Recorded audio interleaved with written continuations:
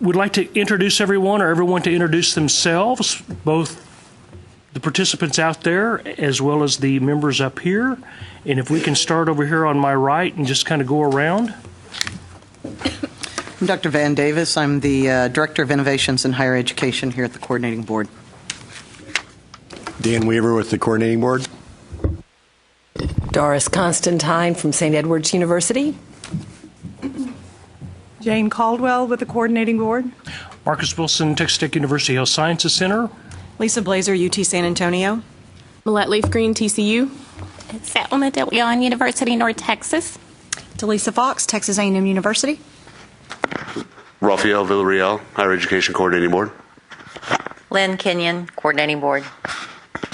Lisa Mahler, Coordinating Board.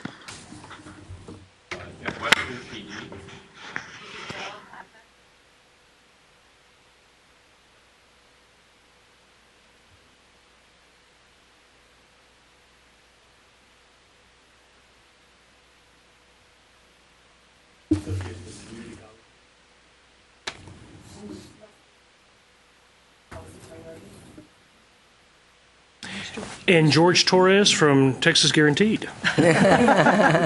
I'll save you the trouble, George.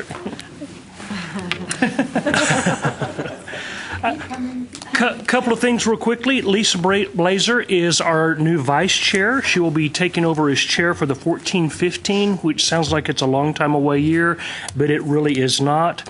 Joe Pettibon is represented today by Delisa Fox, and Joe is serving as our past chair. We've got one little update. Terry Thompson has asked to resign from the committee. She's dealing with some family issues, and hope is maybe somewhere down the road we can get her back involved with our committee. Question as to how we want to handle the vacancy created by her resignation. We can wait until the formal process kind of kicks in. That's later this fall. Or if we want to go ahead and go through the nomination process now. What are your all's thoughts on that? Later this fall, when is that? Next month? December. Yeah, the rules have new people joining the committee starting with the November meeting. So we don't have anything in the rules that indicates how or when a replacement for someone who steps down from the committee would take place. So the question would be whether to do it next fall or to go ahead and try to get a replacement prior to that time. The commissioner would have to nominate somebody, and the board would have to approve a change to the advisory committee. So we're probably 6 months to get that done, probably. Membership? Yes. I would recommend that we have a vacancy and then fill it next fall when the committee is rolled over to whoever else is nominated. I think that sounds reasonable. I thought maybe there during that period of time is maybe for the TASFA president-elect to sit in, since they will be taking over your position within a year just for the exposure. I don't know who, I'm sorry, the president-elect is, but that hit me. So anyway, so I think probably a good sound decision. Let's move forward then. Minutes, I appreciate everyone having read through the minutes that were sent out earlier in the week. Were there any corrections, changes that needed to be made? The only thing I noticed was that Tom's last name was misspelled. Is it Tom's? Is his last name misspelled? Is it with an I? If it is, he didn't say anything about it. So forget it. Okay, we will correct that. Okay, any other corrections or changes? That being said, the minutes are approved. First area of discussion, presentation is the Competency 101. And Dr. Van Davis, correct? Okay. I got the Van part, but I wasn't sure about Davis. I apologize. No, that's okay. Please. All right. Well, good morning. So in response to a piece of the legislation that was passed last term that Dan and Jane can speak a little bit more about. The coordinating board is going to be doing a study on the ways in which financial aid could be administered or configured for competency-based programs. So to sort of help start that discussion and make sure everyone's more or less on the same page, they asked me to come in this morning and talk to you a little bit about competency-based education. I serve as the grant coordinator for the EDUCAUSE Gates Foundation grant that the College for All Texans Foundation received last year. We're working with South Texas College and Texas A&M University Commerce to create a low-cost hybrid competency-based Bachelor of Applied Sciences in Organizational Leadership. We are hoping that that program will launch on January 30th. We're waiting to finalize some conversations that we've been having with SACS for the last 8 months. That program, just to give you a little bit of context about what the first set of public institutions dipping their toes in competency-based education will be doing here in the state. In that program, the lower division 90 semester credit hours, including all of the core curriculum, will be administered as self-paced online competency-based education. The competencies are all mapped directly to courses. What will be transcripted for students are their courses. Financial aid will be awarded on a course-based, and the institutional satisfactory academic progress policies are being adapted for the competency model. Right now, the way that's going to look is that students that wish to receive federal or state financial aid will be required to complete the number of competencies that is equivalent to a full academic load. Over the course of 2 terms, we're running 7-week terms, so 2 terms for us roughly equals 1 semester. And so really basically what we've ended up doing is just mapping everything to semester credit hours, including how they're going to handle financial aid eligibility. But that is, and that seems to be what most institutions across the nation are doing. But there is a lot of conversation now about competency-based instruction, and so what I'm going to do is sort of walk you through some of the fundamentals, try to help us reach some definitions that we agree on, because those definitions don't really exist nationally. So, you know, what one person says is competency is really direct assessment and vice versa, and all of that has even more odd meanings for the Department of Education. And then talk to you a little bit about the Department of Education's policies that they released in the spring. I am by no means a lawyer. I'm just a mere historian, despite my mother's desire that I be a lawyer. And nor am I a financial aid expert. But I can at least start that. No, that's okay. There would never be enough time for that. But I can at least start you on that dialogue with what the Department of Ed is doing, and then point out to you where some of the challenges are that are generating a lot of discussion nationally. So start with this issue of competence and competency. So one of the fundamental challenges that any of these discussions that are going on about competency-based education has is that there are a lot of different definitions of competency out there, and no one really agrees on them. And to make this even more confusing, the Department of Education, when they released their guidelines on Title IV financial aid for competency-based / direct assessment programs, used the language competency-based / direct assessment. And the two aren't the same. So even the feds, who I think normally would be where we would sort of look for our definitions, have conflated the two. So the first issue that we have to sort of deal with in these discussions is to take a look at those two terms, competency-based and direct assessment. So the sort of general thumbnail definition of competency is knowledge, abilities, and skills.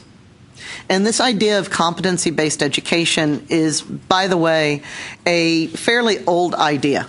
If you go back to the 70s and the 80s in health education, particularly applied health fields, there was a lot of discussion of competency-based education. There's actually currently conversations amongst the accrediting agency that accredits medical residency programs, talking about competency-based assessment for medical residency programs. And even some of the medical programs, and especially pre-med programs, are trying to look at how they can align those curriculums with the competency-based discussion for medical residency. So there's been a lot of conversation about competency-based in the past. It's just generally not been at the lower division or undergraduate level, and it's generally been very much attached to those fields that have very discernible professional skills. But now when we talk about competency, pretty much everyone agrees that these three elements have to be there: knowledge, ability, and skills. So competency-based education is really interested in looking at not just what has a student learned, but what can a student do? How can the student apply that information? So this is a good thumbnail definition to use as the starting point for our conversations. Now, things can get a little bit more involved and complicated if you want them to, just like everything else in higher education. So another way of sort of thinking about this, if you want to move beyond knowledge, ability, and skills, is this sort of pyramid here, where you have students at the most basic level are traits and characteristics, and then there's learning experiences that help them move to skills, ability, and knowledge. And then there are some sort of integrative learning experiences that try to take those small pieces of knowledge, ability, and skills and help students put them together into something that's very integrated and holistic. And that's where we get competencies. And then ultimately what competency-based education is interested in is, can students demonstrate that? And so that demonstration, the student's ability to demonstrate that they have integrated the knowledge, ability, and skills, is the pinnacle of the experience. And you'll see that assessment runs throughout all of those. And so this is where we get into this idea of direct assessment. So if you have followed the conversations around Southern New Hampshire University's College for America's program, which is the first program in the nation that the Department of Education recognized to be eligible for Title IV financial aid on the basis of direct assessment. Southern New Hampshire's program is very much a direct assessment program. They talk about competencies, and they are by no means looking at students taking courses. Students complete a series of competency modules that they really have not been that interested in mapping to courses. And what their focus is in that model is on the direct assessment. What are the assessments that are used to determine whether or not a student has mastered that set of competencies? And that's the piece that is the most important. Now, they also made sure that they built out a curriculum if students came in without those competencies. But it is possible in that model to accelerate through, because what the focus is can students show competency mastery? And so the focus is on the assessment. Southern New Hampshire has generated, that program has generated an enormous amount of conversation. In full disclosure, they, as well as Northern Arizona University, which has also elicited a great deal of discussion nationally, are sister grantees with the EDUCAUSE Next Generation Learning Challenges grant that we received. So I know a bit about these programs, but I'm not an expert in them by any stretch of the imagination. Now, Southern New Hampshire was also, not only did they receive approval from the Department of Ed, but they received approval from their regional accreditor to operate as a direct assessment program. They're doing this at the associate degree level and right now. And interestingly enough, they have taken the position of working primarily through businesses. And they have graduated their first few students and and they've partnered with a number of national companies that are up in the northeastern region and are looking at partnerships with other national companies. So it really is very much focused on this. How do you find a way to assess whether or not a student has the integrated set of knowledge, ability, and skills? The reason why that's important is because it boils down to curriculum. It also boils down to how do we deal with this old semester credit hour idea. And here's the distinction that doesn't sound important right now, but I promise you the further you get into this conversation, particularly on financial aid, the more important it will be. All direct assessment programs are based on competencies, but not all competency-based programs are direct assessment programs. And that's a really, really, really important characteristic to remember. Northern Arizona is a good example of that. They actually approached the Department of Education to get approval for Title IV funding on the basis of direct assessment. And the feds said no, not because we don't think you should have Title IV funding, but because we don't think you're a direct assessment program. One of the things that NAU does is they map to courses. Our own program, the Bachelor of Applied Sciences in Organizational Leadership that STC and A&M Commerce are developing, is also not a direct assessment program. It is a competency-based program. In our case, not only do we map everything to courses, but it's only a portion of the curriculum that is done as competency, the lower division 90 semester credit hours. The upper division is actually done as accelerated cohort coursework. And in addition to that, in addition to us mapping things to courses, we actually have in several of the competency sets assignments that students must also complete. So there is a portion of the curriculum that they're required to work through. Now, and this is something that is pretty much universal for all of the competency-based programs that are out there or being developed. There is a component of them that is self-paced. And this is what I think throws a lot of folks off, and this is where the whole semester credit hour issue really becomes complicated to some extent.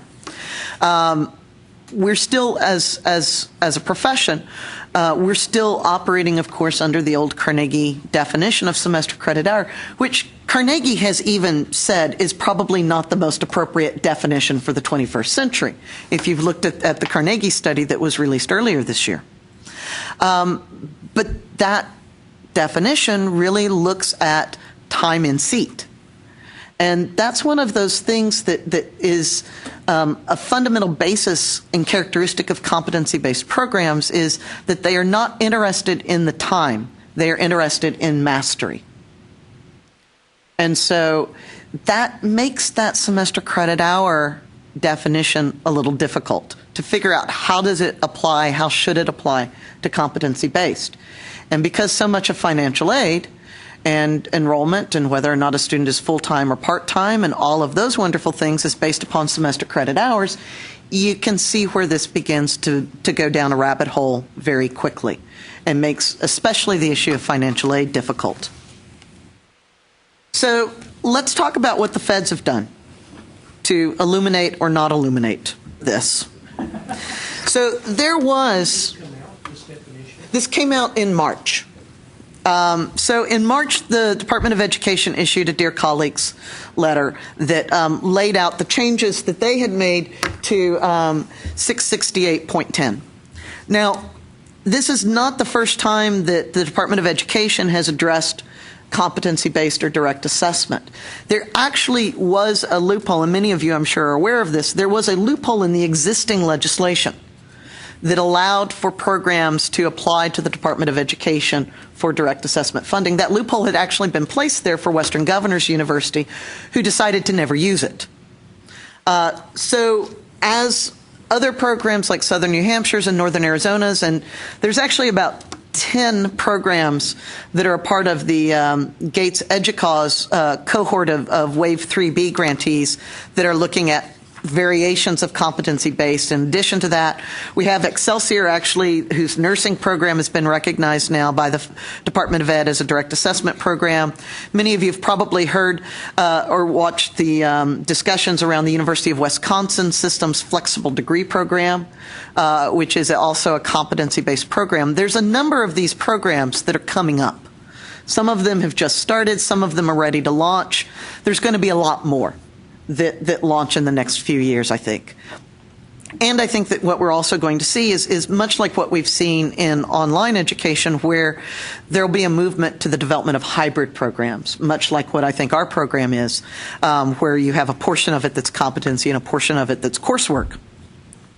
But so the Department of Education, trying to illuminate a little bit of how financial aid, Title IV financial aid would operate, so that there was some common definitions and a common application process, and it wouldn't be done on just a case-by-case exemption basis, provides this definition of direct assessment. Direct assessment of student learning means a measure by the institution of what a student knows and can do, that knowledge, ability, skills, knows and can do in terms of the body of knowledge making up the educational program. These measures provide evidence that a student has command of a specific subject, content area, or skill, or that the student demonstrates a specific quality such as creativity, analysis, or synthesis associated with the subject matter of the program. Examples of direct measures include projects, papers, examinations, presentations, performances, and portfolios. So a couple of things about this definition that I think are important to keep in mind as context for the conversations that y'all will start today and that will probably be ongoing as y'all try to figure out how to handle this.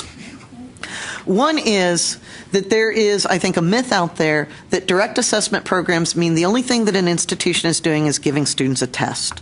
That is not the case. And let me be very, very, very clear on that.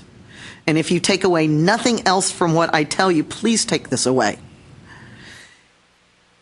Institutions are not just giving students a test.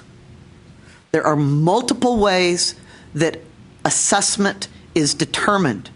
And those methods of assessment oftentimes change according to the discipline so that they reflect what the faculty in that discipline have determined as the appropriate means of assessment.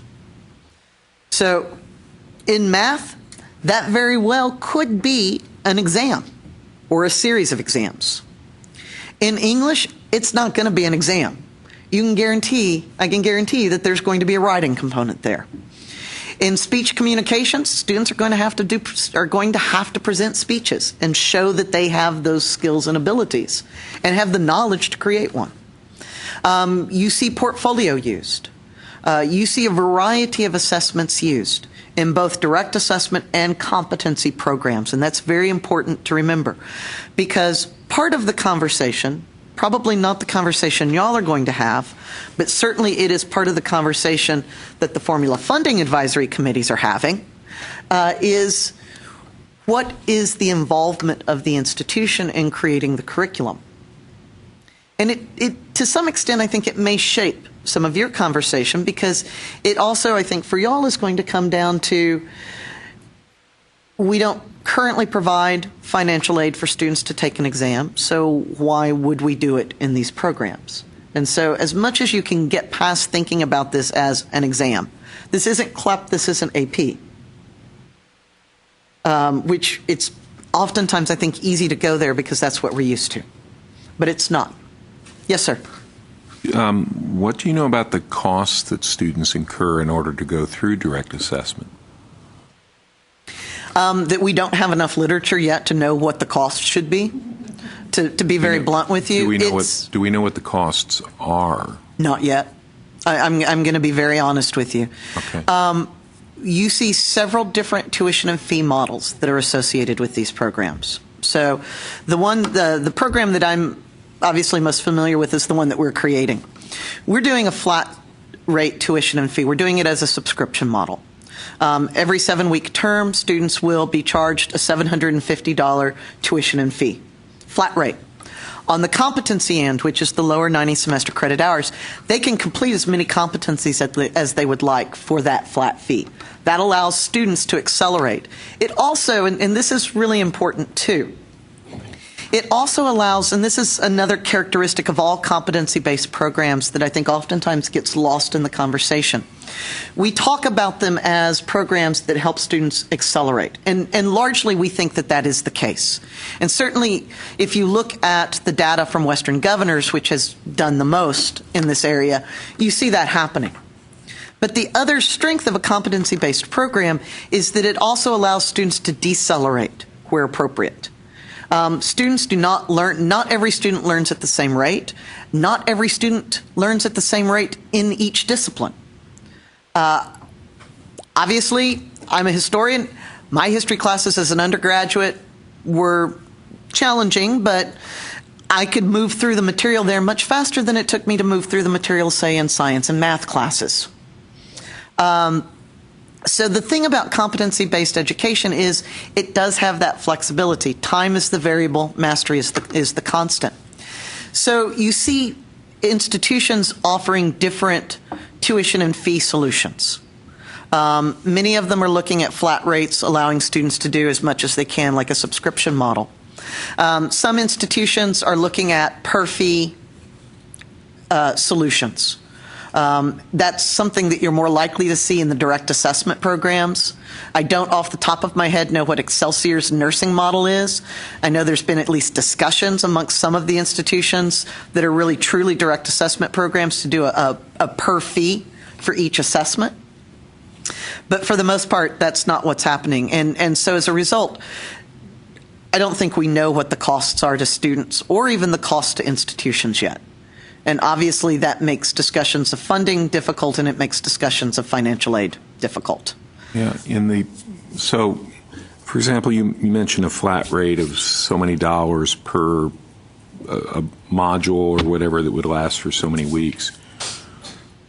During that time, it's not those weeks in which the student's undergoing the direct assessment, I presume. That's when they're actually acquiring the competency? It depends. It depends upon how much mastery a student brings into the mix. So let me give a concrete example from our project. And remember, I've said that we have mapped all of our competencies to courses. So I'm going to use our general ed math course as an example. We have 5 competencies that map to that 3-semester credit hour general education core math course. That means that a student must master all 5 of those competencies in order to have credit for that one 3-semester credit hour course. Now, we only transcript courses. So what we asked our faculty to do was to weight each of those competencies so that we have a formula. And so the student has a post-assessment for each of those competencies, and it is weighted.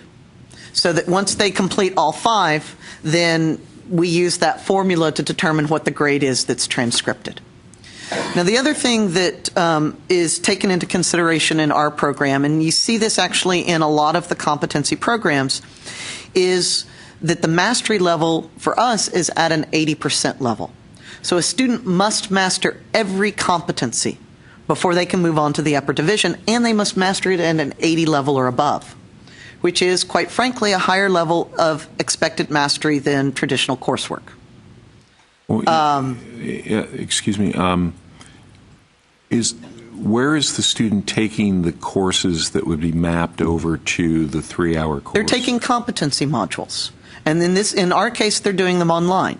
South Texas College is offering them, and A&M Commerce is offering them, but they are not traditional online classes because the student is not progressing through the curriculum in a fixed manner.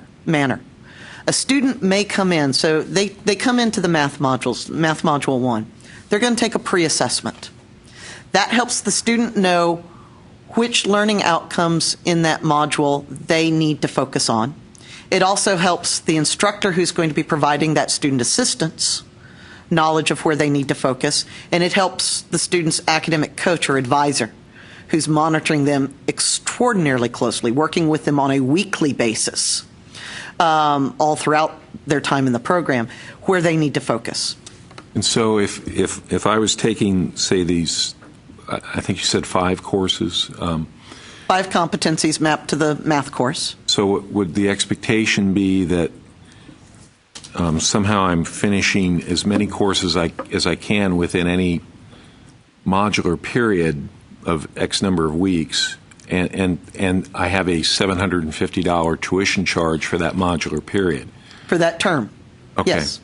So there are sort of somewhat similarities between term-based traditional instructional courses and at least the courses that are in the program you've developed. There is. We did that very consciously because we knew that would make it easier to deal with financial aid and accreditation. Is it possible that other institutions, say Southern New Hampshire or Northern Arizona or some of the others you mentioned, may actually be looking for the student to submit some evidence of having engaged in certain activities in his or her life, certain occupations or things like that, and then they're doing a direct assessment after the student sort of submits that portfolio, correct, if you want to call it that? In some cases, yes. Okay. And so there might not actually be any instructional component. In direct assessment programs, that is the case. There usually is less, there is not necessarily as much in the way of curriculum and instruction. Okay. And this is one of those differences between direct assessment and competency-based programs. Seriously, the number of direct assessment programs, particularly as defined by the Department of Ed, is very small. It is 2 right now, nationally. The overwhelming majority of programs are competency-based. They are mapped back to courses and credit hours largely because of financial aid and accreditation. And it's not a good fit. I mean, the opening graphic, there's a reason why I chose a square peg trying to fit into a round hole as the opening graphic. That is really what these programs are when we talk about the mechanics of them. We're trying to fit something very different into the traditional model that we've developed over the last several decades, if not centuries. The thing that happens with these competency programs is, and here's why it's difficult to say how much quote-unquote instruction is happening during the term. If a student takes that pre-assessment and they can show that they know the material, there's not a reason for them to work through all of the curriculum. Now, there are some exceptions. In our case, we let our faculty decide what those exceptions are. Our math faculty, because of the skills that are involved in math and because of the role that math plays in the upper division curriculum, actually said, we want our students that go through these modules to actually work through the homework too. Our English faculty said, we definitely want the students that work through these modules to work through the assignments. We let the faculty make that call. So in some cases in our program, the student, even if they were to get 100 on the pre-assessment, would still actually have to work through the curriculum. The key is they can work through it at their own pace. And if they know the material, they're probably going to work through it pretty quickly, especially if they're motivated. Because in our model and in many models, the final cost of the program to the student in part depends upon how much effort and time they put into it. We assume that a student coming in with absolutely no transfer credit at all can complete our bachelor's degree in 3 years for probably around $14,000 to $15,000. A student who comes in with considerable transfer credit or considerable pre-existing knowledge and competency mastery can complete in as little as 1 year for about $4,000 to $5,000. So the cost to the student varies in these programs.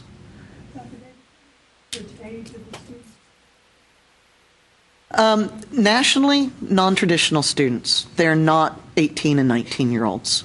Off the top of my head, I haven't looked to see what WGU's average age is lately, but I think theirs is in the mid-30s. The Southern New Hampshire program has not graduated many students because it just started, but all of them were 20s, 30s, and 40s. These are not programs that are suited for 18 and 19-year-olds. There may be the rare student, but these are non-traditional students. And that does raise the question of how much of them would be receiving financial aid to begin with, or at least Pell financial aid, Pell eligible. So there's a different set of issues just because of who the student population is, in addition to the way they progress through the curriculum. Well, now I'm disappointed because I was hoping when I retired I could get my law degree and then just specialize in suing state governments. Well, there aren't any law programs that run competency-based programs. And again, much to my mother's disappointment, I'm not a lawyer, I'm a historian, but I seem to remember that there's some indemnification clauses in at least Texas statute that would prevent you from suing the state. But again, I'm not a lawyer. Can't stop you from raising the suit, you just may not win. There is I think, reputation out there that these are easy programs. And that there are certainly plenty of folks, if you read the coverage and particularly the comments inside higher ed and the Chronicle of Higher Ed, that are decrying competency-based programs as, Walmart educations and diploma mills. I can tell you every competency-based program that I've looked at nationally is far from it. A motivated student can work through quickly, yes, but in almost every competency-based program I've looked at, the expectation of mastery is significantly higher than what it is in our face-to-face programs, in our online programs. They are not easy degrees to get.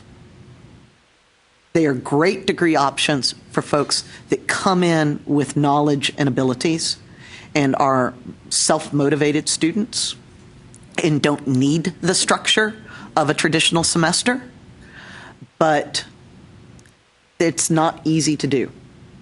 So I want to put that out there just because I think that there is the tendency, because we are so steeped in thinking about time as being important, that we think, well, if you get it quickly or it's not as expensive, then it must not be high quality. And I think that we do a disservice if we have those assumptions going into these programs. That is my own bias. I'm sorry, one more question, if I could. Sure. Based on what you've seen in looking at this, Tom, could you identify yourself? Oh, I'm sorry. I'm Tom Malecki from the University of Texas at Austin, where time is just irrelevant. That helps me. That actually provides a great deal of context for me. Sure. Thank you. Sure. Well, we actually do keep time. Unfortunately, we keep it on the football field too, and sometimes time just runs out on us. So Actually, what you might be interested in knowing is that the UT system is having discussions within the system level and the health relateds about what competency-based pre-med education would look like. Right. The question I was going to ask, sort of looking around for maybe federal agencies other than the Department of Ed who may be looking at these things too. It seems to me a lot of competencies based on sort of life or career experiences might be the kind of things that folks who have been in the military might be able to demonstrate. Mm-hmm. So I'm wondering whether or not you know anything about whether or not the VA recognizes these sort of programs too.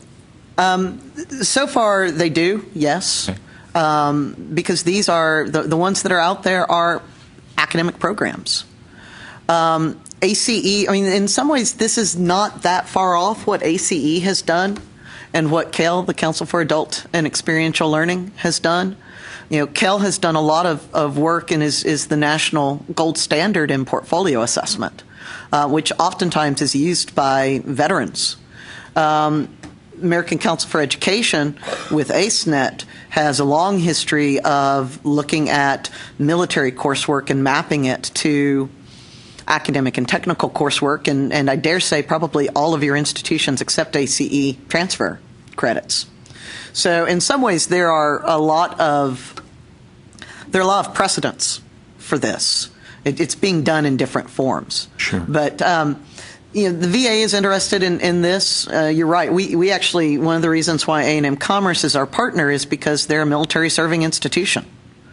We think that this will be appealing to some veterans.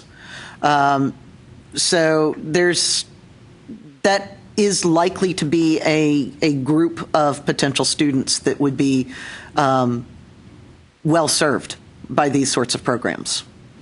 And I think WGU, again, I don't know what WGU's student demographic data is off the top of my head, but I know that they do work with a lot of veterans. And many of these other programs are anticipating working with veterans as well. So you're right, that is likely to be a group that is very interested in this. The other thing that I would draw your attention to in this definition of direct assessment is that the assumption here is that the student must have command and mastery at the level that is appropriate for that level of degree and the academic content of the program. And in many cases, what you see happening is these are programs that institutions may have already been offering on a face-to-face or online programs. And so it's very easy to see that the content and the rigor is mapped back. The other thing that I would, so that's how the feds define direct assessment. This is how they define direct assessment program, and they become even clearer here about the issue of clock hours. It's an instructional program that in lieu of credit hours or clock hours as a measure of student learning, utilizes direct assessment of student learning or recognizes the direct assessment of student learning by others. And that clause by others is probably important and may be very problematic in your conversations. An example, one of the characteristics of direct assessment programs is that the instruction may take place before the student even shows up on campus. And that other people may have done some of the assessment. A good example of that, I think, right now is what's happening with MOOCs and the work that ACE has done with a handful of those MOOCs. MOOCs, massive open online courses. These are the large free courses. edX, Coursera, Udacity are the three major providers. They're open to students across the world. They're free. Students work through this course, and then some of them have partnered with assessment groups to allow students to take an assessment that could then be, ACE has looked at a few of these courses and has certified that, yes, they think that they're equivalent to, say, computer science. And has made a recommendation that institutions might consider taking, accepting the assessment that the student did for that MOOC as evidence of mastery. MOOCs are sort of a whole different world. They do come up, though, sometimes when we talk about direct assessment, because it might be one of the ways in which students gain the information outside of your institution, or an institution doing a direct assessment program. And again, the issue continues to be that especially with direct assessment, it's not credit hour, it's not clock hour that matters, it's mastery that matters. Mastery is the constant, time is the variable.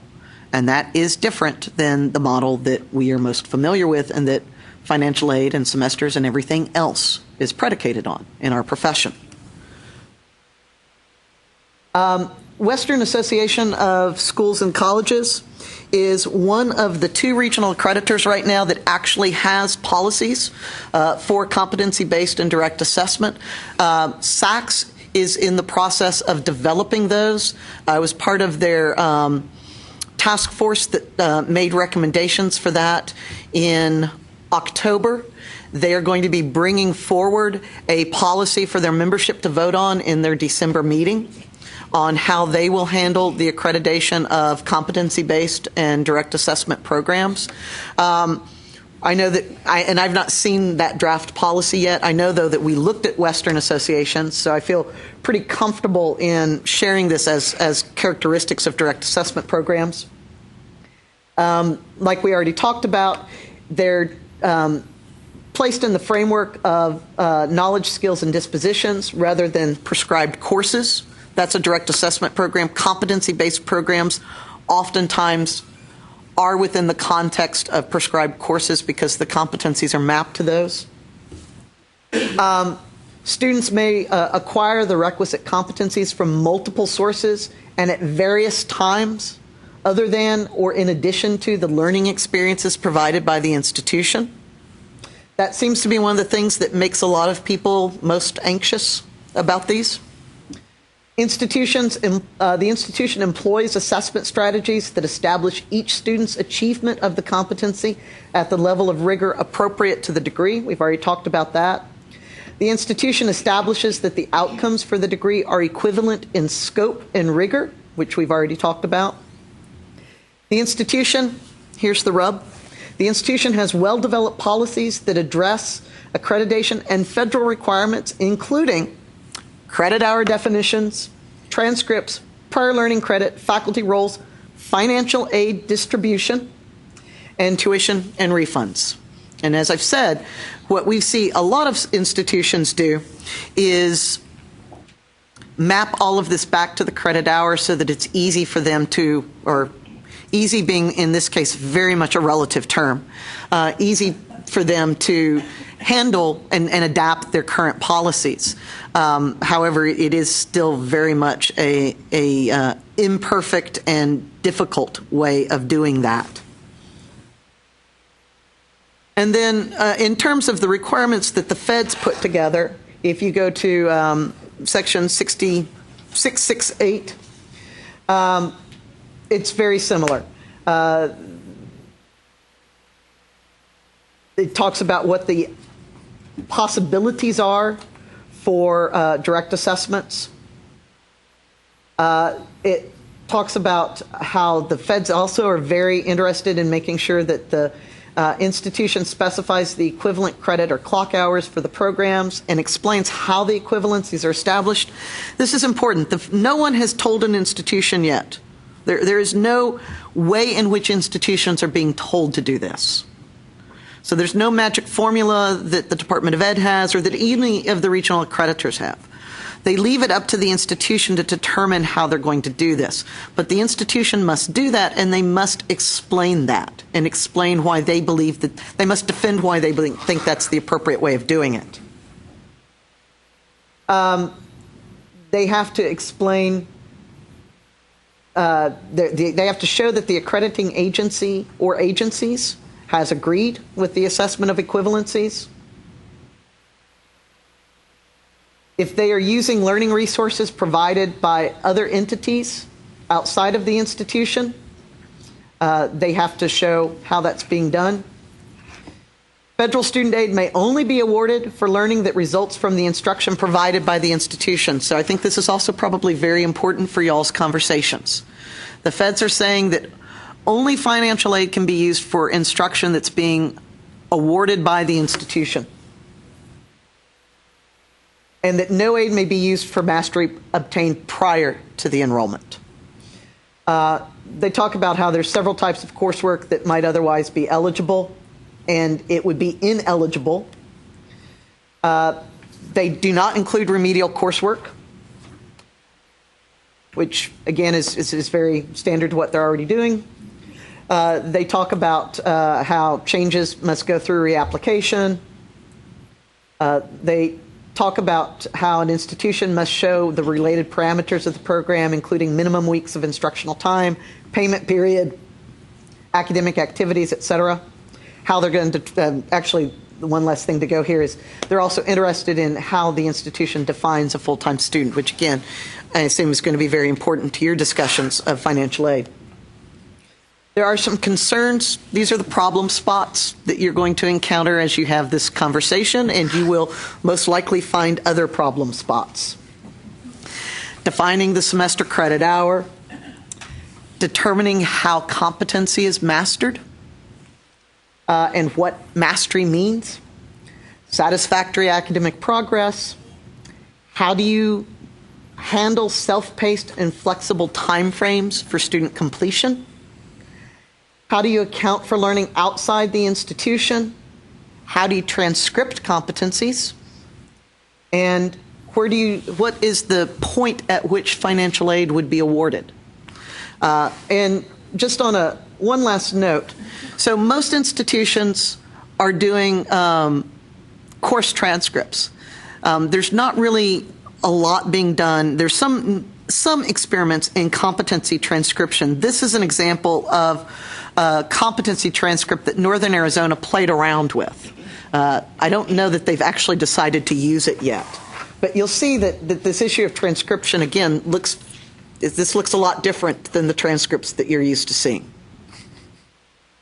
And that really is an indication of the ways in which this entire foray into instruction, and competency-based is just another modality of instruction when you get right down to it at the end of the day. But it is different, especially in terms of how you handle this idea that you're disaggregating courses, in terms of allowing students to master those pieces, and then how you reaggregate them back in terms of transcription and financial aid and full-time student status and all those other fun things.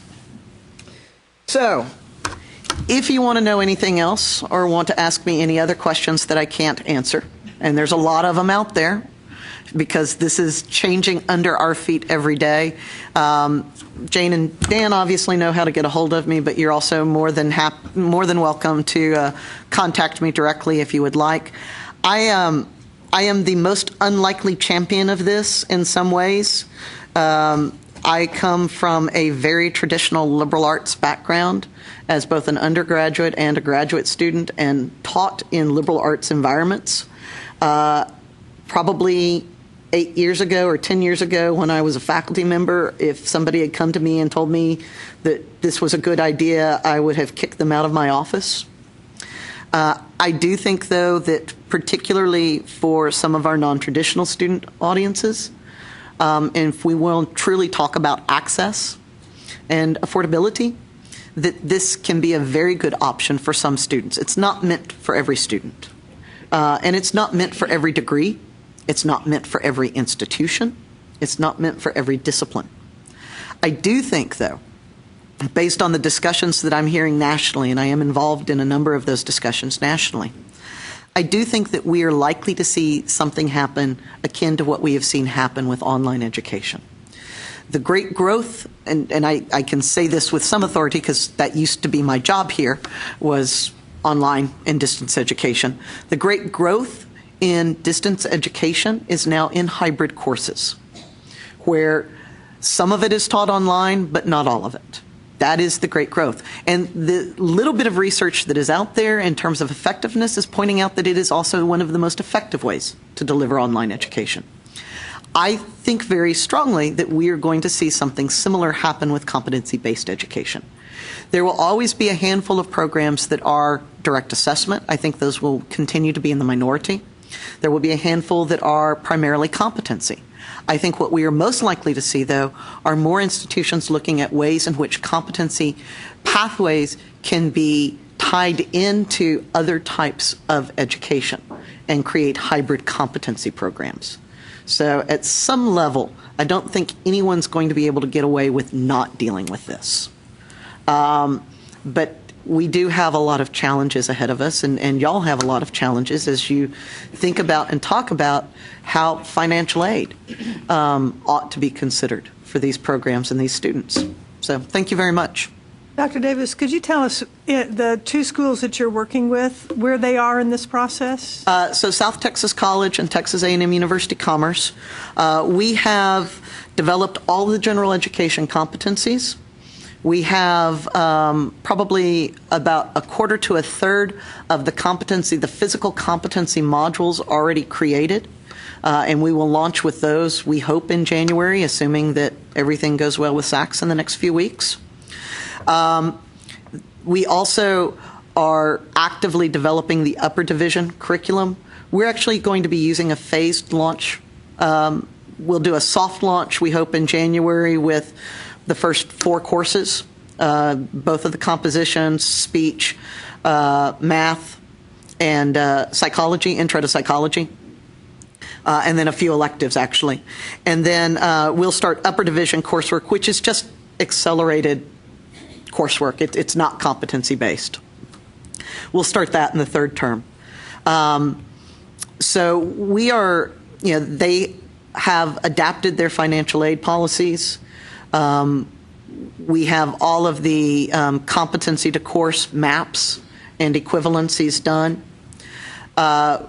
We are working with Learning Solutions by Blackboard, which is the strategic planning and consulting wing of Blackboard, which is actually product agnostic, to help us figure out how to automate the aggregation of the competencies to courses for transcription.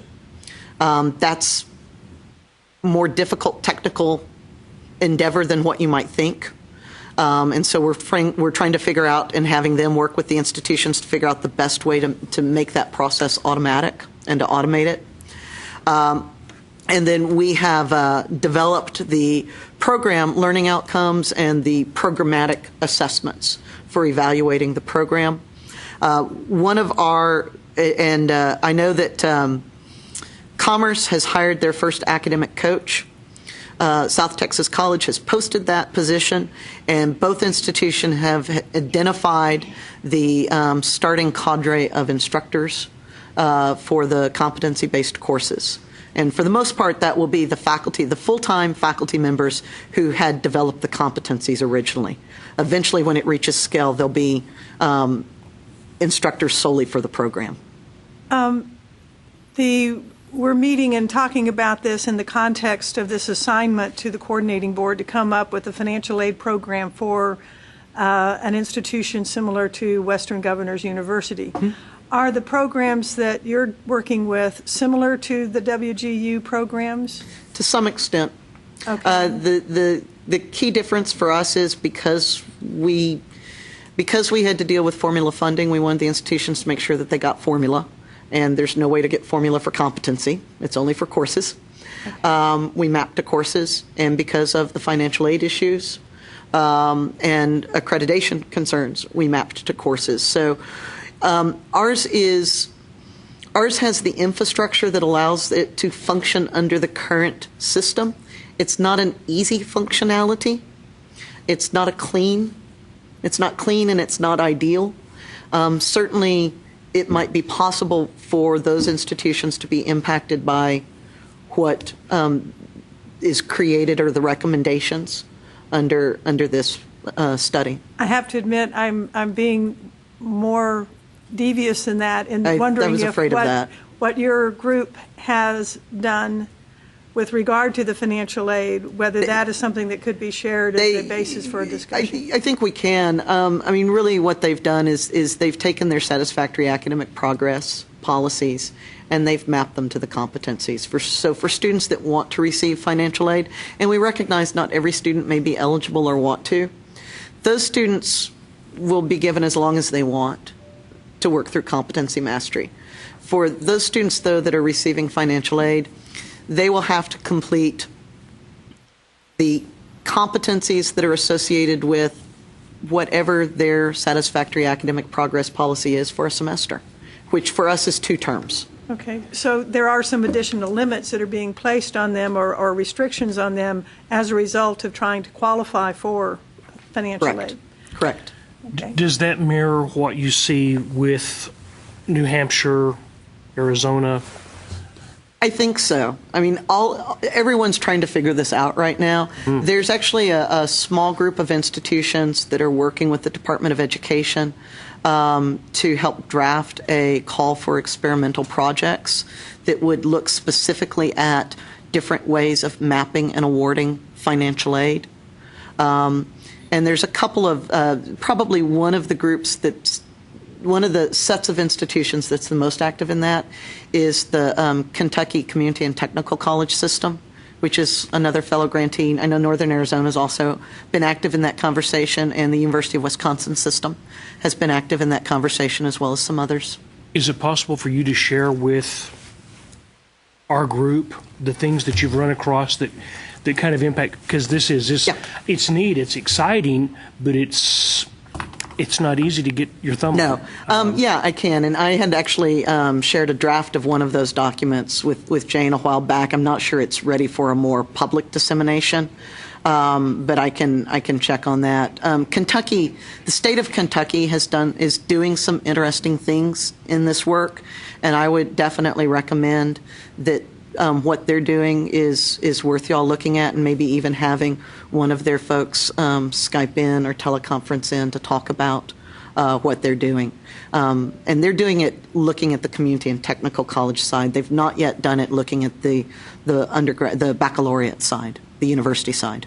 Now, one thing that what we're assigned is to come up with the provisions for a state financial aid program, which would not necessarily also qualify these people for federal aid. That is correct. We probably have more flexibility in what we can do than I think so, yes.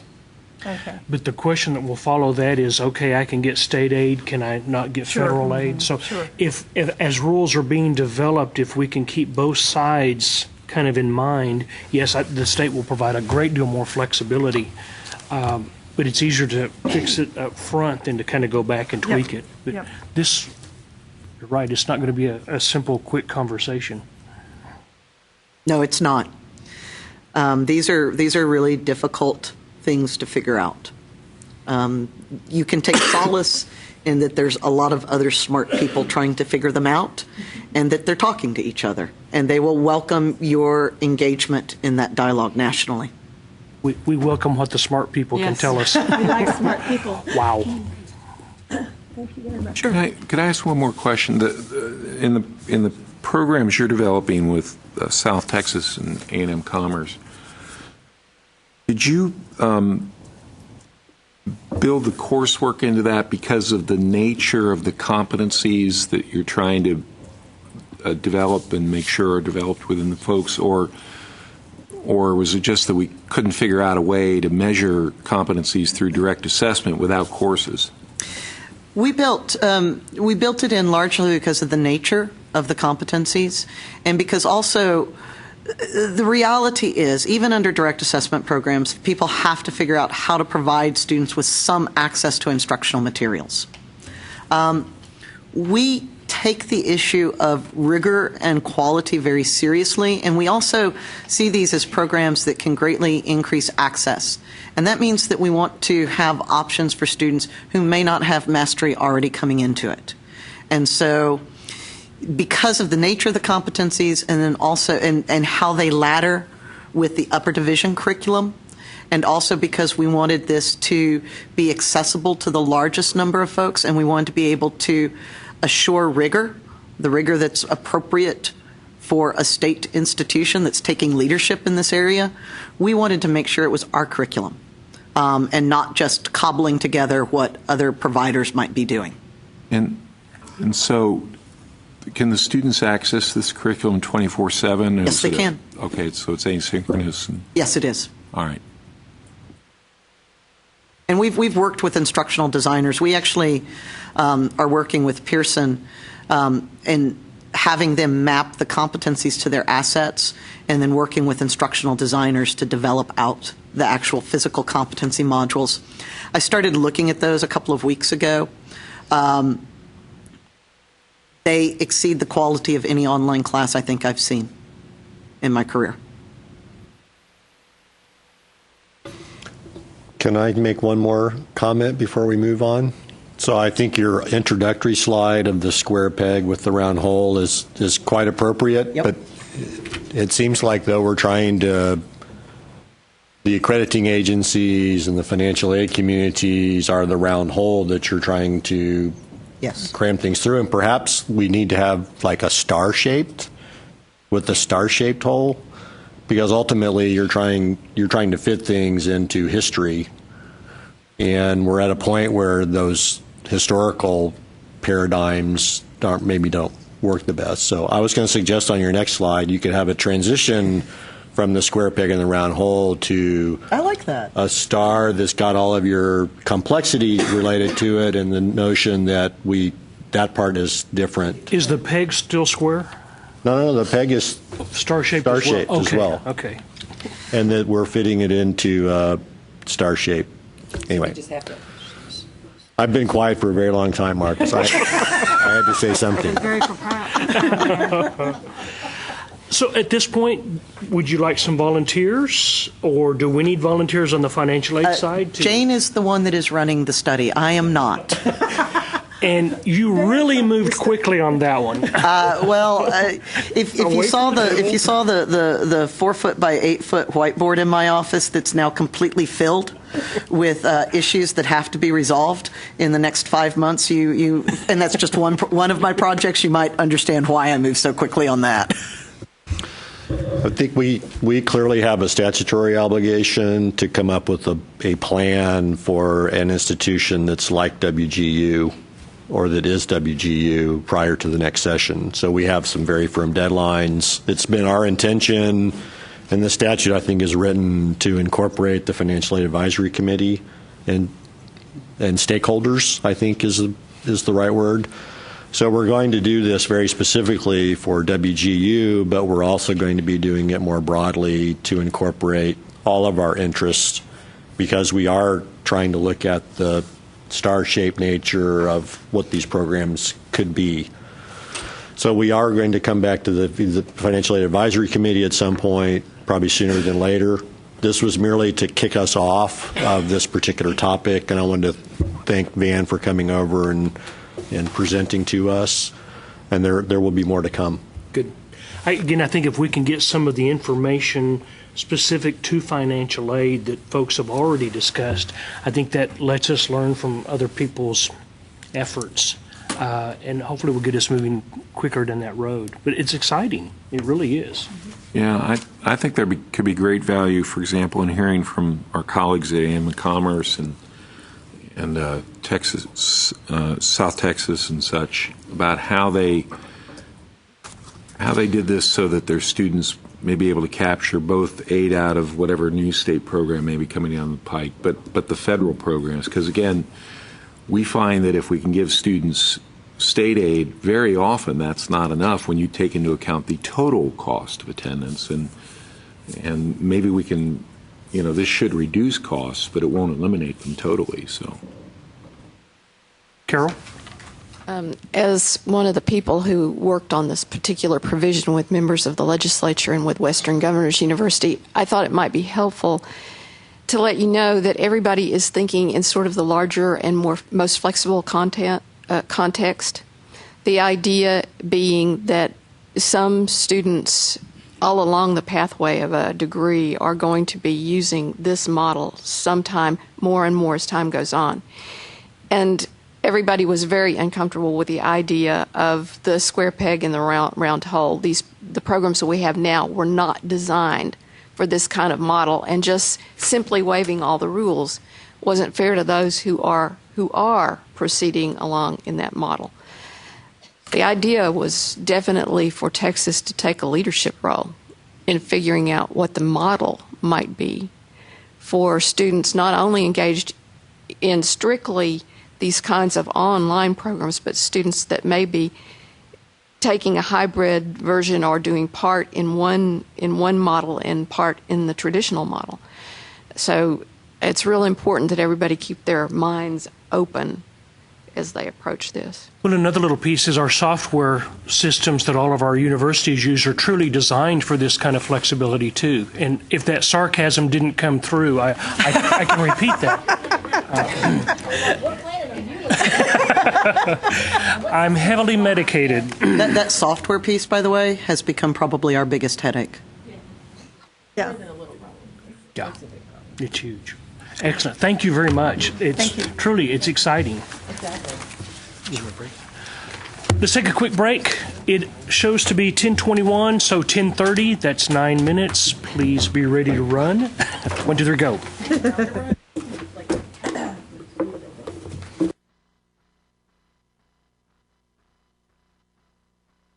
Get up and running again. No, I only make the I'd like to welcome Ron Brown from Mary Hardin Baylor. Thank you. He came in a little bit after we had made our introductions. and Tom. Tom Malecki from UT Austin came in a little bit after we'd made our introductions as well. Go Runners. Okay, now that we've got that out of the way, our next agenda item is for the progress report on the coordinating board negotiated rulemaking for allocations. I believe that's Dan. I'll be brief. We started the negotiated rulemaking process this week. We are tasked by Senate Bill 215. Do I have a handout? These are the ones that we did. I got it. Yeah. I got it. I'm good. So in Senate Bill 215, the allocation methodologies for financial aid programs were spelled out specifically that we had to enter into negotiated rulemaking. We started this week with Be on Time for private institutions and TEG on Monday. Some of our committee members were here for that. Pleasant experience, I'm sure. It was. Well, there you go. And then we're doing work study this afternoon. We are planning to do TEOG and Texas Grant after the first of the year so that we could get our feet wet with the first three programs, with the intention of having all of our financial aid programs that have allocations to be through the negotiated rulemaking process early in 2014. We do not have a schedule yet for TEOG and Texas Grant, although I would suspect we'll probably try to get one set up here in the next couple of weeks. I think the process has gone fairly well so far. We'll give a further update after our work study meeting this afternoon. I'm open if anybody has any questions about how the process has been set up or what we're doing or what we're considering. I'm happy to answer any questions. And that concludes my report on negotiated rulemaking. Okay, questions. So y'all will do your different meetings, you'll generate a report, then there will be a comment period? The output of the rulemaking committee is the rule itself. Okay. And it will be posted to the Texas Register like any other rule change that's made. So the rules that were negotiated earlier this week will be posted. I think they're going to go up on December 20th. And then they're open for the normal 30-day comment period like any other rule change is made. So the negotiating rulemaking part is the precursor to posting to the Texas Register. And then after that point, it very much looks just like any other rule that's posted for comment. And and these particular rules will be heard at the Agency Operations Committee meeting January 23rd, I think is the Wednesday before the board meeting on the 24th. And then they'll be adopted at that particular point, depending on what kind of comments we get back.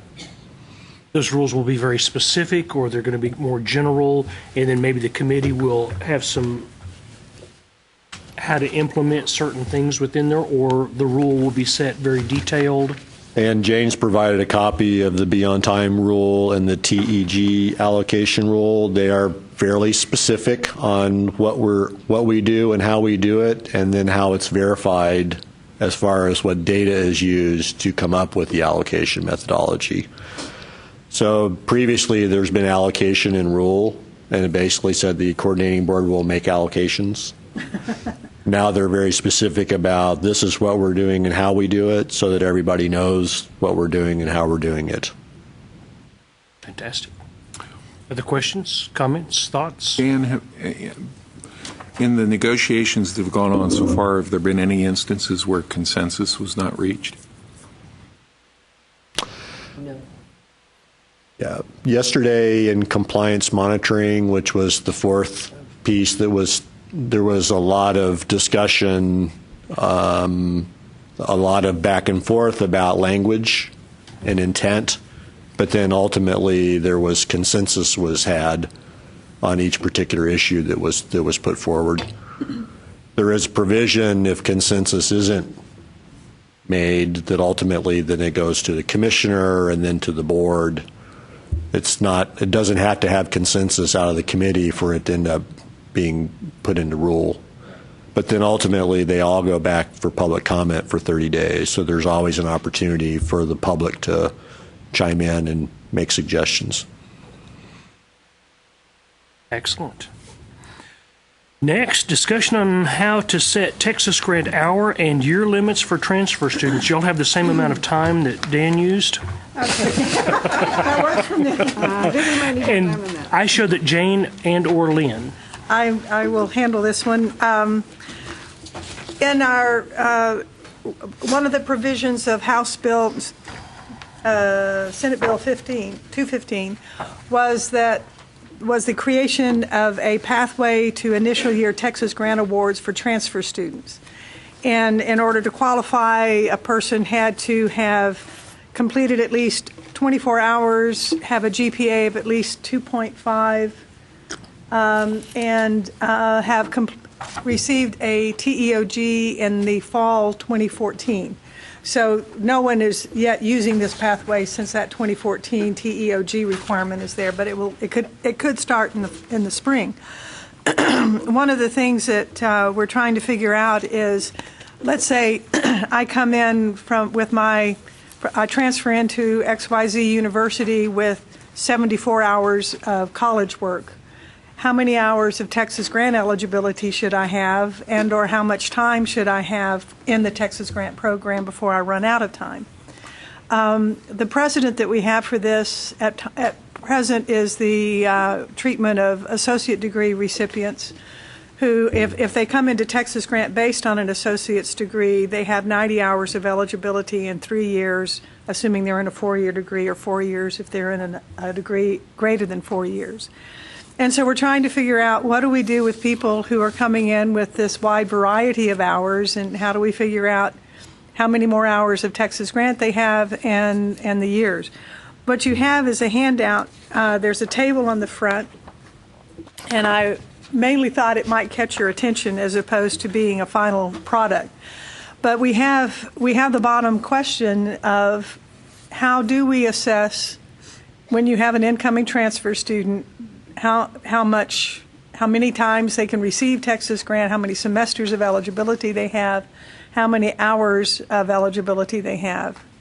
And with that, I kind of throw open the floor. What I did in this table, just again for conversation purposes, was the first column is ranges of hours already had once you come in, when you transfer. Midpoint is the midpoint between those, within that range. And then I subtracted the midpoint hours from the 150 hours and said if that would, one way of looking at it is that if you had between 31 and 60 hours, we would assign you 45 hours of Texas grant used, and you'd have 105 hours that you could use. So that's the way this table was using. And then in the next several columns, I was converting those things into semesters of eligibility or years. One of the real problems I know is that how institutions will track individuals with different levels and time of eligibility. And so our rule, which is the thing attached to this, if you turn over to page 3 of the attachment, in the upper part of that page is the draft rule going forward for adoption in January for Texas grant, and it shows the requirements for the transfer student to go in as an initial year recipient.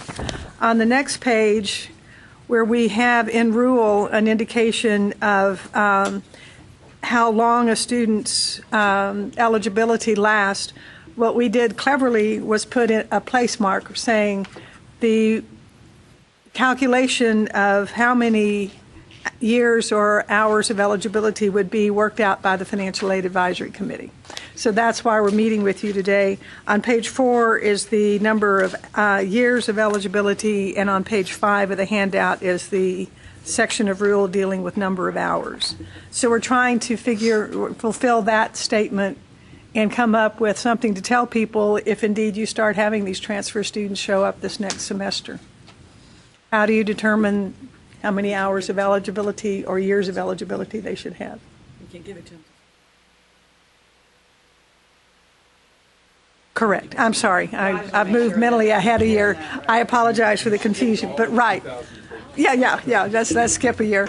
Are we talking about retirement? No. Yes, the student has to have a 2014 fall TEOG or later, and so this applies in spring of 2015. I apologize for the confusion. So instead of having about 10 minutes to make this rule, we've got a little bit we have a little larger more time. window. Okay. We have a little more time. And again, the rules can be adopted, or we assume will be adopted as drafted, and that just indicates that this group will come up with the scheme for that. And so we just need to start that discussion and or end it if we can come up with a solution today. And people who are not in Texas Grant can also have recommendations on this thing or ideas. Any thoughts?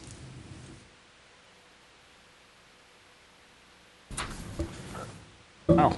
So I have a question, Jane. So how are we going to track a TEOG recipient to make the information available to the universities that they were a prior recipient? Because currently, if they're on the Texas Grant year-end report, they're not going to be on the Texas Grant year-end report, but they will have gotten state aid previously, which would make them. I know we have started the discussion of getting the Texas Grant and TEOG verification database combined, so you can access it and find out about TEOG or Texas Grant awards in the past. Lynn, I'm going to put you on the spot. Do you know the status of that? I know Sophia was looking into it with, okay, we'll get back to the committee on it, but we recognize you need to have that information. And that's great if it can get on that database. The only downside to that is that we don't know. The database isn't always updated until the summer. Right. Sometimes, because I know our end-of-year reports are due June 15th, right? June 15th, Right. somewhere around there. Right. So the only other thing I would suggest is that we need to be able to, at the institution level, to figure out another way to get that information, because many of us are being tasked with increasing enrollment, making sure we have enrollment coming in, and it's important for transfer students as well. And if we can't award them the Texas Grant until August or late July, that could have an impact. So if there's we were actually contemplating, okay, well, what if we got, a copy of their award notification, or that they got a paid TEOG from Alamo Colleges, then we could use that. The student would then basically self-verify. That's kind of what we do. We have them identify that now when they're coming in as a renewal student. We have them tell us, hey, I got it at Alamo Colleges, so I should be eligible, and then we wait and verify it with the database before we give it to them. But I'm just thinking we might need to do a little earlier than when it would be available, although that would be a verification. So. I was just going to add, one of my concerns when this came up that I expressed to Jane was, and there may not be any way around it, is you're going to be monitoring each student separately, and unless you can think of a way around that. And that, I know, is a pain. We do that now. Mm-hmm. It's not that many, and Jan and I were talking earlier. I don't think. It's going to increase a little bit, which will be great because we'll have a little bit more funding for transfer students. But we already have to do that manually to figure out who's going to be eligible, and they kind of self-identify, and then we award them. So I would expect that it's going to continue to be a bit manual. It's just how do we would probably try to come up with some proactive way to advertise to transfer students, hey, did you know that you might be eligible if you meet this criteria? So let us know if you might be eligible, because we're not going to know until they basically show up. They are. What other concerns, challenges do y'all see that, as things are kind of being developed, that maybe they could be addressed early on too?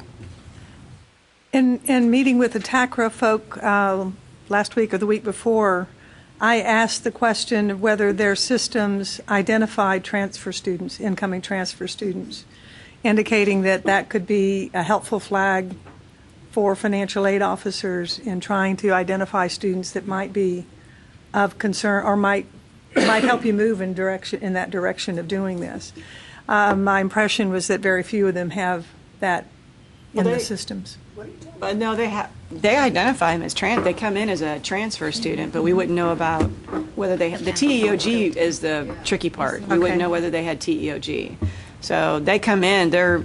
Most systems, I would imagine, whether they're a native freshman, a freshman transfer, a regular transfer, or graduate, whatever. So they come in that way, and they're classified because that's how we base their financial aid. Is based on their classification. Sure. So it's there on the student screens. It's just we don't know about TEOG. That would be the tricky part. Okay. And even the GPA in most instances would be there, but. Getting back to Lynn's comment about having to track each student individually, if these groupings were larger, you would have a smaller number of variations to deal with. But the problem really is you have the poor person who comes in, let's say you had 61 or 31 to 90 hours is a certain group, or just a larger one than 30-hour segments. The poor person who comes in 1 hour above the lower part, who loses all of the remaining hours of eligibility because of that, was one reason I stuck with a smaller range going into this. But again, this is just out of the top of my head, a way of doing it, and whether this is anywhere close to what would be most fair. I would argue that we're already giving them a total of 150 hours anyway, which is 30 hours over the regular degree. So even if they get cut short a little bit, they still are okay. So, I don't know that we need the bigger windows, because I would imagine we're going to write rules that are they're going to come in as a cohort. So you can if you have transfer students coming in fall 2015, you're going to look at that cohort to see, I don't know for sure because I'm not a technical person, but there's got to be a way to write some rules. But as far as them being shortchanged because they're in the lower, we got to do it some way to where there's a bucket of students there, so they're not getting shortchanged as much as you might think, because we already give them 150 hours to get the Texas grant, so I think they would be okay. That's my opinion, but. Yeah, I guess there's a very subtle difference here, I suppose, in that we're not saying we'll fund that they can have Texas grant for 150 hours. We're saying that we'll fund up to 150 total hours of education, hopefully with TEOG where they went before, although they may have not had that for every semester where they were before. And then the rest in Texas grant once they get to the baccalaureate degree granting institution, right? I saw this as more of a question of what is their fair access to Texas grant, having acquired so many hours before coming in the door. Absolutely. I was not trying to say for their whole career they're being covered by X and Y. I was mainly just trying to say Texas grant for 150 hours on top of what you came in with doesn't seem fair to the program or other students. So how do we make it fair? It's maybe one of my colleagues from the community colleges can speak to this, but again, I presume most students get TEOG awarded to them for the multiple semesters of, say, an academic year or whatever, if they're at a community college, unless they start late in the year. And so, again, what we're doing is we're providing them with state financial aid through these two programs, or at least the majority of them, for up to as long as 10 semesters or 150 hours. I mean, it's kind of, there's a symmetry, I think, between this, if I'm right in my understanding about TEOG, which I might not be, but if I am, there's a symmetry between this and the current Texas grant rule of 150 hours. TEOG allows 75 hours in a 4-year period. It has a relatively low second-year return rate, but we have to remember that starting this next fall, there are students who would have qualified for Texas grant now will be getting TEOG. So I would expect that retain rate is going to go up there. But I think in general your statement is correct that and the low retention rate is based on students who don't meet the GPA or hours completed requirements. Or taking certificate programs that are 1 year, that kind of thing as well. Okay. How many hours is the core curriculum? 66? Less than 50. Is it okay? It's less than 50. I didn't know whether that would have any bearing on any of this or not, hour-wise. But the Texas grant rules right now say a maximum of 150. Correct.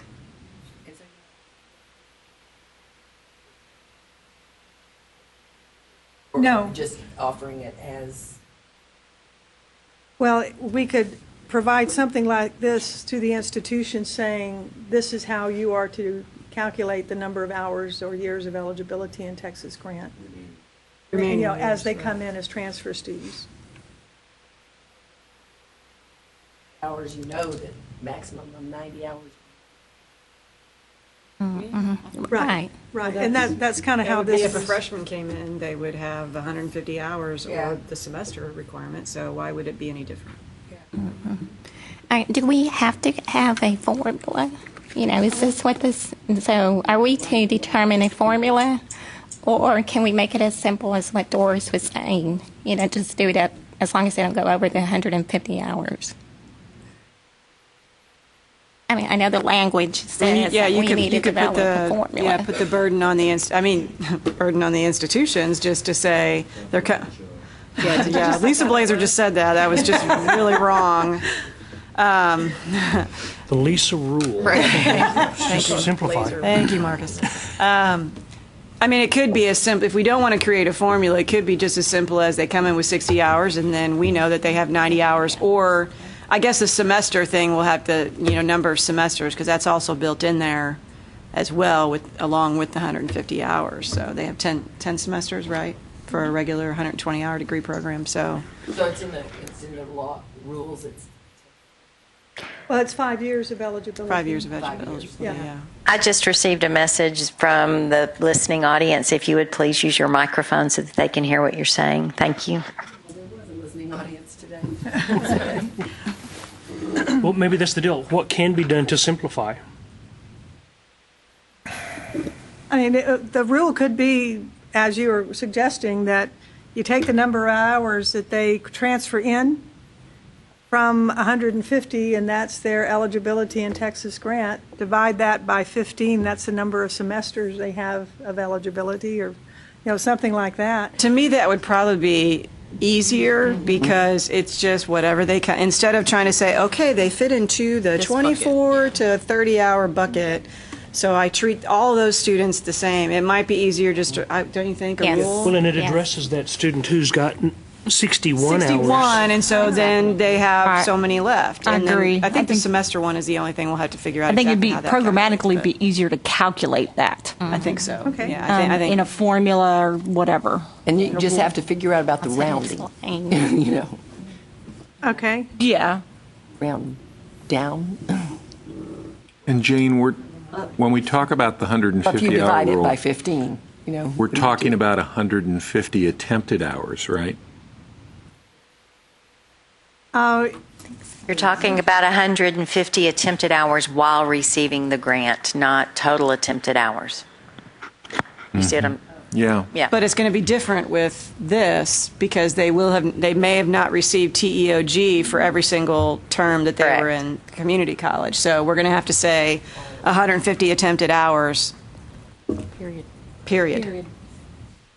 I know Texas grant allows us to do 150 attempted hours while receiving the grant, so summer doesn't count against them at all, which I still have an issue. That, to me, that's a major loophole. But, you know, I would think that we just need to say for transfer students, our basis of our formula is 150 attempted hours, right? I agree. Okay, and are we talking about hours that the receiving college gives them credit for, or is it hours that they have attempted, period? I would talk about what the receiving college gives them credit for. Oftentimes, That's what we're documenting. There are departments within the institution that won't accept hours, and there's no sense in holding a student responsible for hours that they really can't apply at the institution they're transferring to. I think that really undermines the student's ability to get done if we'd cut them off early. And then if a school's only entering and only putting in the coursework to say this is what the student is that we're accepting towards the degree that they're going to be seeking at our institution, then we don't have that other information because we're not counting it, basically. Okay, so we're talking about the institution, and Dan, I don't know, I am not seeing this being put directly in rule. Do we just leave the rule as it is and put this out as a policy memo? Or will we put it in rule? It's probably best to put it in rule eventually so that everyone sees it, but we're talking about the number of hours of eligibility of Texas grant would be equal to the 150 hours minus the hours given credit for by the receiving institution when they transfer in. Hours transferred in. Is hours transferred in the proper term? I don't know. Accepted. To say accepted transfer hours. Accepted transfer hours. For the current degree program? Because when they come in, I mean, they're coming in seeking a degree. Transfer students, like at our institution, are admitted per the college. So they're going in seeking a degree in that college, in the program, whatever it is for the college, whether it's mechanical engineering or business or whatever. I mean, for instance, that's what we do. So accepted transfer hours for? Program. The current degree program. Current degree program. Okay.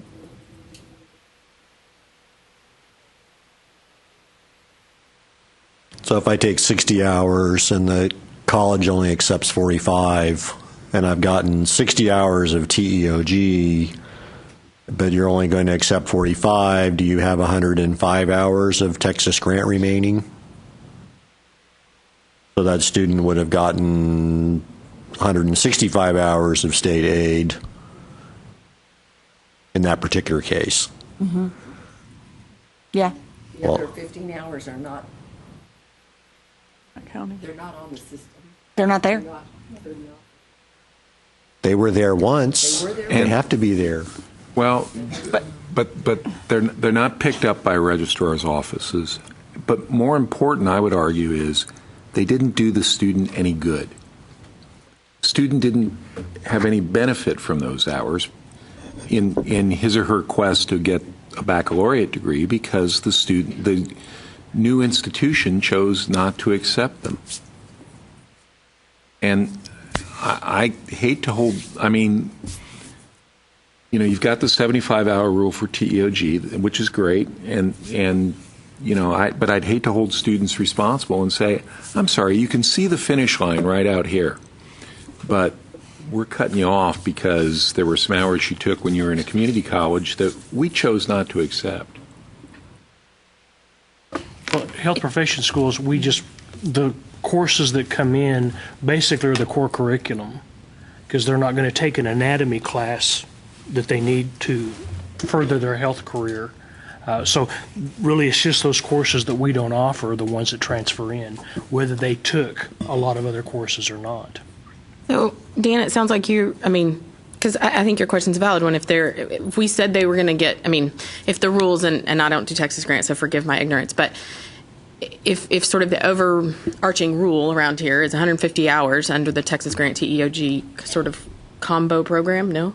Now, there's never been anything that limited, well, first, a person coming in TEOG would probably never get into Texas Grant because Texas Grant requires you to be an entering undergraduate, no more than 30 hours and all that kind of stuff. So there are very few, if any, people who have ever gotten both TEOG and Texas Grant. But there's never been a restriction as to how many the total hours between those two programs was. Each program separately had a max, but there was no overarching total state aid can't exceed X number of hours. So I guess my question is, and maybe this is what Dan was getting to, I don't know, is if a student receives state aid for 165 hours, for example, I guess is there... I don't want to say whose fault is that, but is there accountability somewhere for the fact, I mean, yes, those 15 hours aren't going to do the student any good in terms of getting a degree. Is the student, clearly, and I mean, we get a ton of transfer students with this issue, you know, and one of the problems that our transfer students have is they're not advised very well at their former institution in terms of, you know, or maybe they don't know what their plans are. But either way, I'm not suggesting that a student does this on purpose. However, is there some accountability for the student? I think it's here would be my argument for why we should go ahead and allow it to happen, because we're already giving some leeway to the kids coming in as traditional age freshman students because they get 150 hours of paid Texas Grant hours. If they go during the summer and they take some extra hours, that does not count against their Texas Grant 150 hours, right? So we're already giving a little bit of leeway. I think we're giving a little bit of leeway to those students. If like Tom said, if the universities are only accepting certain hours, and there's that really it's not always the student's fault that that's happening.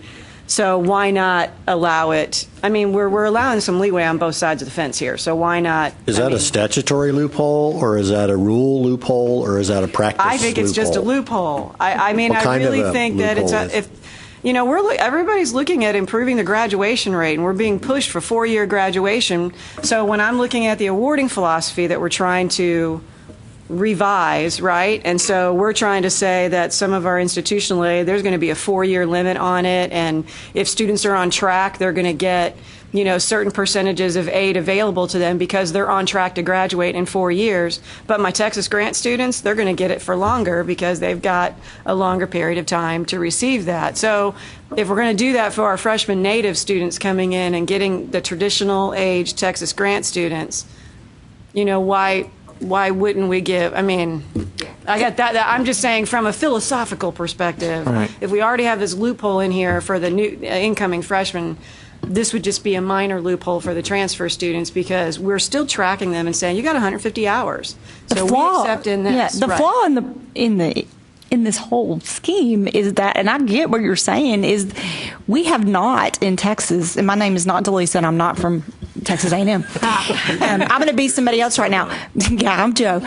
Is that we have not in this state figured out why are these the hours that are being taken, and we have this course curriculum that's supposed to match up, and if it's course 1401 at Blinn, that it should be course 151 at A&M and wherever. We've not been able to sync that up yet so that the students aren't losing these credits when they come to the universities. It happens. This is not my area of expertise, but the core curriculum is aligned so that a student... It should be. Well, but once you venture outside of a core curriculum and you're entering into a major sequence... Yeah.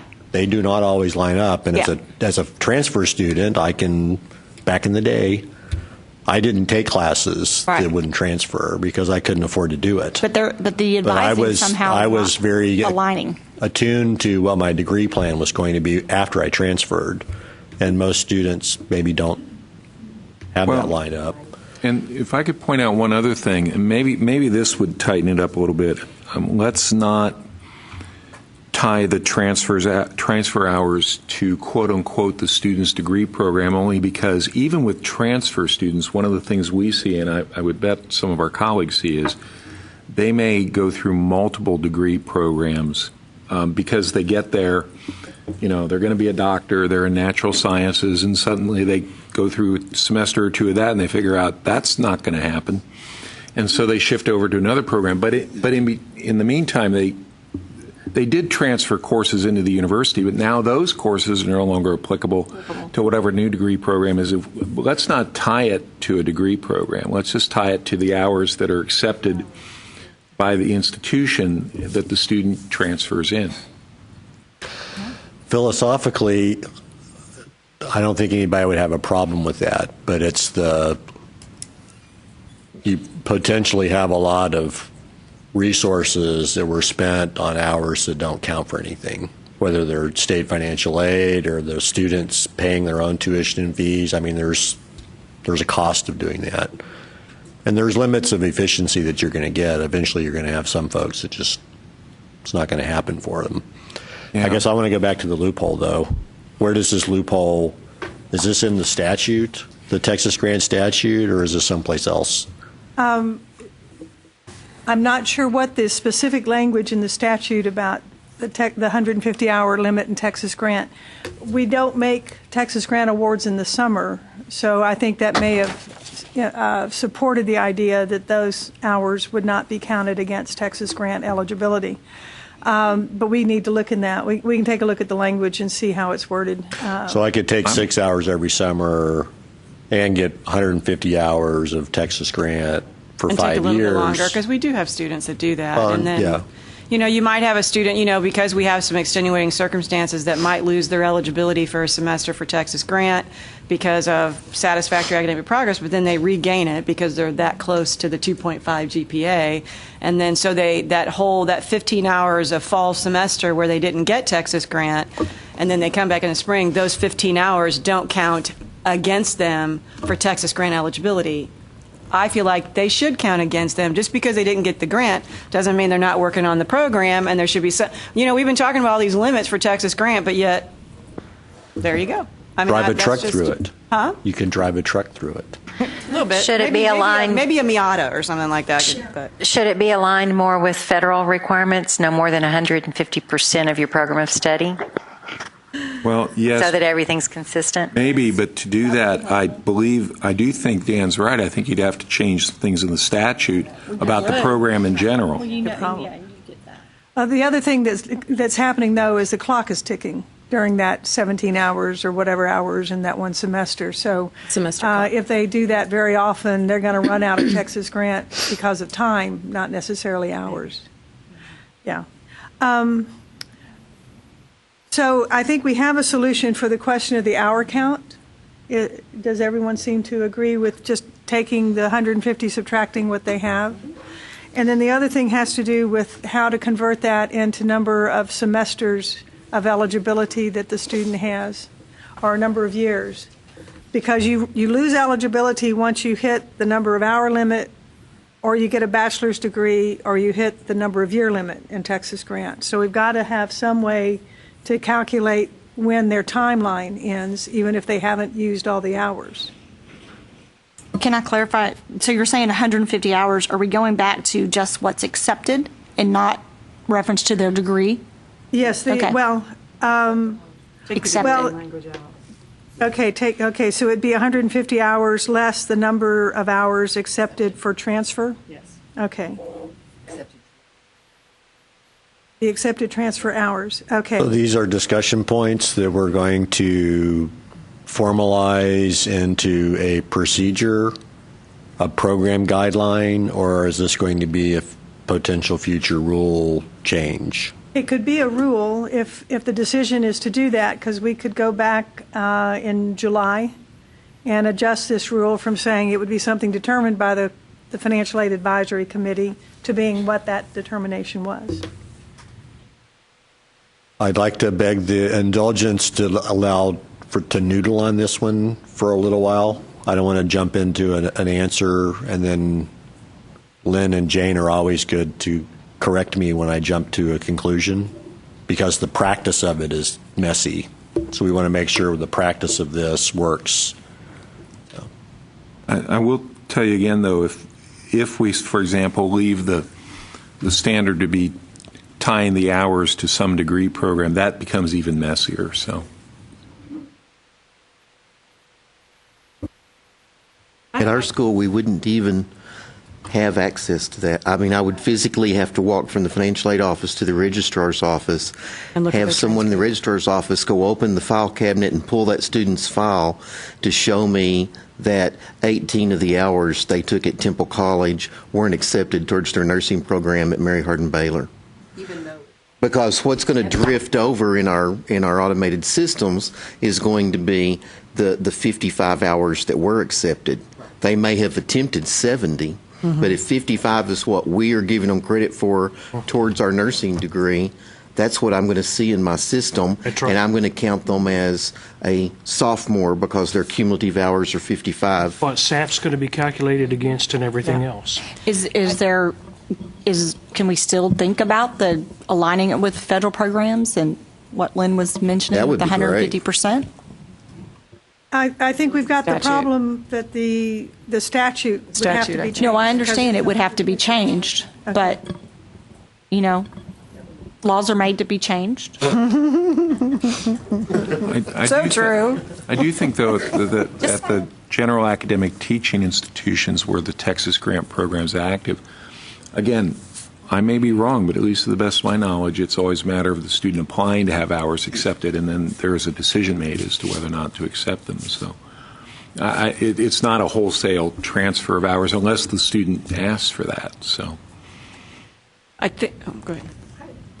I was just going to say the semester thing, though, couldn't we just use the same type of formula? We look at the number of hours that are coming in. If they've got, and we base it on, I don't know, 12 or 15 hours, whatever, 15 hours, whatever.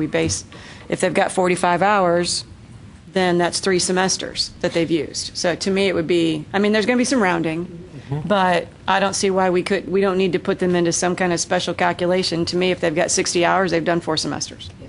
That's easy enough. I'd agree with that. Does that seem reasonable? Yeah. Let's not make it too hard. Well, and it speeds up the verification issue so that you don't have to wait till everything's necessarily clean in the system, but you're able to go ahead and make some awards We earlier can make on. some decisions It- quicker. Okay, so what you're saying is that you take the number of hours that are being accepted, the number of accepted transfer hours, divide that by 15, that's the number of semesters they've used, subtract that from 10 if they're in a 4-year degree program, and that's their number of semesters available. Nice and simple, you just have to figure works it for out. me. Under 5 is down. Simple math that I think I learned in junior high, so that works. Really what you did. I don't envision the hours matching federal hours. We're never going to get 180 hours of Texas grant eligibility, right? It's going to go the other way. Sorry, Lynn. But this is, again, it's fairly clean, it's simple, it's easy to understand, and it's easy to present. And we don't do that very often. This is very helpful. Thank And you. Van is trying to mess with our little world, too, so. And I really, honestly, when we're talking about, I think 150 hours is too many hours for Texas grant. I've said that before, so I'm just going on the record of saying that again. It's a lot of hours. If we got limited resources, it's a lot of hours to give them Texas grant. And then you throw in the loophole of only for the hours that they're being paid. Okay, I'm done. I'm off my soapbox. I hesitate to ask. Any other comments, questions, thoughts? Okay. You still want to ponder a little bit and then kind of best where it ends up? It's a matter of, does it enroll? Is it part of the program guidelines? Where does it need to show up? Yeah. Cool. I don't think we can put it in rule until July, so we have time to sort that out. Excellent. So I might suggest that our folks that are listening online, if they want to chime in on that discussion, we'd be happy to have everybody else weigh in as well. Excellent. Okay. Default prevention pilot study. Coordinating board is working with that. I believe TG is kind of involved maybe a little bit with that. But Dan, I believe it was yours. So Lisa, did you pass this out to everybody or just made a copy for me? Okay. So we have a rule that's going before the December Committee on Academic Accountability and the CAP Committee I'm not sure what the other A stands for. This was a law that passed last session that conducts a student loan default prevention and financial literacy pilot program. So these rules are posted currently for comment on the Texas Register. Just to be very simple about this, it's a pilot study to do an intervention at certain institutions that have high cohort default rates. So it's a very intentional pilot program that's going to go across 4 different sectors of schools identified as having a high cohort default rate. And then the coordinating board will likely enter into a contract or enter into an agreement with a statewide entity that does this kind of thing for a living that might be present on the committee to carry out the specifics of this particular program. That's what I was thinking. And then ultimately, it's trying to digest down into practice interventions that we can study and look at to see what works, and then ultimately roll those out more on a statewide basis or roll them out more broadly across the various sectors. So it's a very intentional program, and it's intended to be relatively small to start with, because we want to find out what actually is what's working and what's not working. And then I think the study period goes out through 2020. So it's a fairly lengthy time period of we're intervening at a high cohort default rate institution. We're going to implement various remedies, and then we're going to look and see if they worked or not, to see if the cohort default rate actually drops. And then we'll take best practices from those studies, the pilot project, and try and roll them out. Sorry, Ron, I don't mean to ignore you. So that's the premise of the pilot study, and it was passed in the last session, I think, in 2 different ways. It was Senate Bill 215, and there was also another Senate bill from Senator West that passed that has the same pilot project. And I just wanted to bring it up and make everybody aware of it. The thresholds for entrance are 20% and above of a 3-year cohort default rate, or if you are trending down, if you're getting worse in your cohort default rate, you're also a candidate for this particular pilot study. And I don't want to go into a whole lot of other detail, because there isn't really a whole lot of other detail yet, because we're just starting to launch. In terms of both the criteria for entry into the study, as well as the ongoing sort of what you come up with as potential best practices, are you looking at anything, at any other loan default rates besides the CDR? Like Cal, for example? It's the only one that's in the entrance requirements, for lack of a better word. It's the federal cohort default rate. So it's the federal direct loans? Yes. Okay. Yes. Yes. Because there's also, I think, a cohort default rate for Perkins loans. Yeah, it's separate. Now I have to get my glasses out. I'm sorry.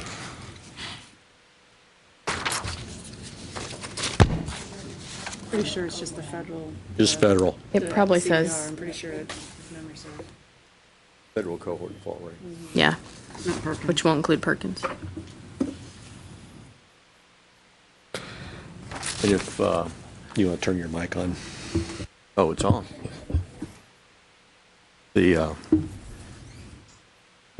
Jeff Webster is here from our research department. We have kicked around some ideas about this pilot in the event we are called on to assist the coordinating board, even if we're not. Just some thoughts that he had, and about, he's looked at the criteria. If you want to get an idea of how many schools, 2-year, 4-year, meet either or both of the criteria that are in the bill, he's here to share that. If you're interested. I think it'd be good to hear. Come on down. I'd love to know that.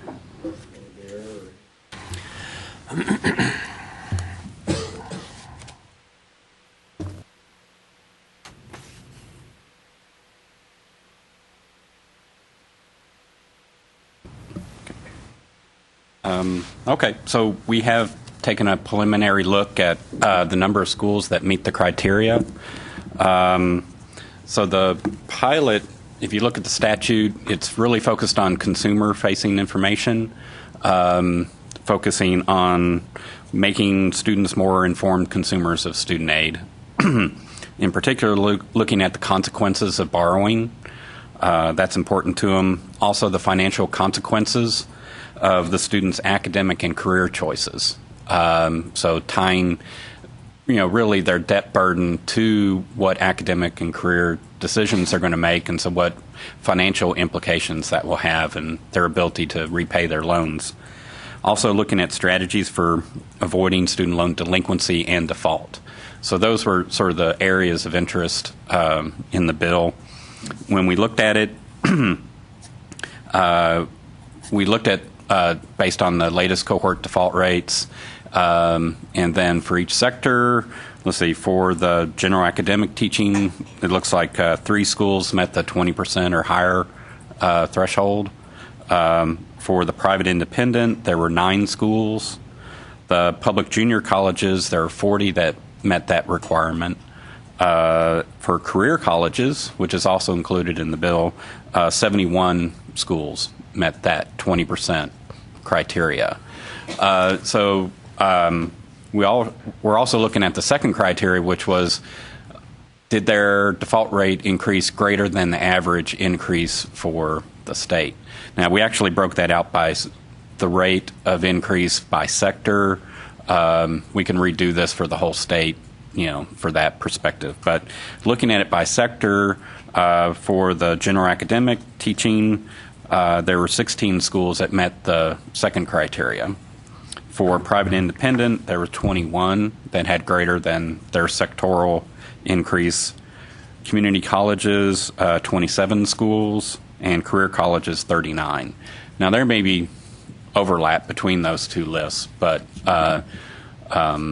so there's, that's kind of what we're looking at if, the schools that meet the criteria. For the actual pilot, we haven't talked, but some ideas that internally at TG we've been bouncing around. It seems clear that they were interested in financial literacy. So it seems like when you're talking about program elements of the pilot, financial literacy, would likely be one of those things. So that could be, in person, online, also train the trainer kind of thing. So you would have people on campus, able to teach those modules. Also loan counseling, which it seems like the emphasis of the bill was to obviously talk about the consequences of defaults and delinquency so that they're informed about that, but also trying to wrap that into the financial outcomes. So there are some tools that are being developed or have been developed that would assist with that. But then it's trying to figure out how do you integrate the information from those tools into, your counseling materials and how you go about doing that. We were thinking, at least with our tool, we also have links to repayment options, scholarship searches, and soon we will have linked to occupational outcomes, broken out by region within the state. TG is a proponent of annual counseling, so our default counsel has been really focusing on that. So that could be an element of the loan counseling. But I think in general, my sense of where they were going was they wanted something more robust than what's currently the practice. So trying to develop what those program elements might be, it seems like you'd want something, more involved and hopefully more effective. Also, we could also include call center counseling. So TG ministers the TFAC line. Those people are eager to provide more involved counseling, so that could be an option. And then I think you also need to get involved with the academic counseling and the career counseling. For career counseling, and it's sort of integrating those messages, how much you borrow, the how good of an idea it is to borrow depends on what your expected earnings will be. So it's, just focusing on loan amount is only half the equation. It ought to be within that broader context, I think. For career counseling, there's lots of things that, it seems like that's often the most underused office on campus. But it could serve a real valuable role in preparing people for the careers of their choice. So it's how to go about job selecting, searching for jobs, how to build that resume, interview skills, what general academic skills, are being developed and are in demand by various occupations. That would be an important part to convey to students. Also, the importance of having backup careers. So you may be geared for a particular occupation, but what are some similar occupations you may also be prepared for? So to have a backup plan. Okay. So in thinking about it, and it's not talking with the coordinating board yet, those were some of the things that would make sense, I think, as part of this type of pilot. Then there would be the assessment component. So right now, the statute, the only assessment sort of hint that they have is looking at what's the effect of the cohort default rate. Well, a lot of this that they're promoting in the pilot is focused on consumer facing. So as you're making that decision, early decisions going into college, so by the time that someone works their way through, it's going to take years, and then you got your grace and, how many number of days till default. It's going to be a long time before, if that's the only way that you're measuring it, that you're going to get anything useful. So I would recommend trying to develop some intermediate goals, intermediate measures. So it could be knowledge retention or knowledge acquisition, knowledge retention.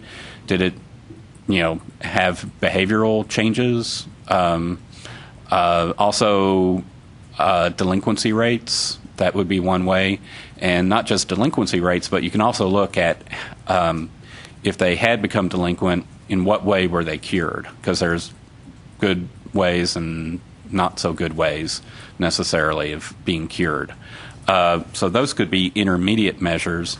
And so ideally one would, if you can get the cooperation from participating institutions, to try to do some sort of randomized test.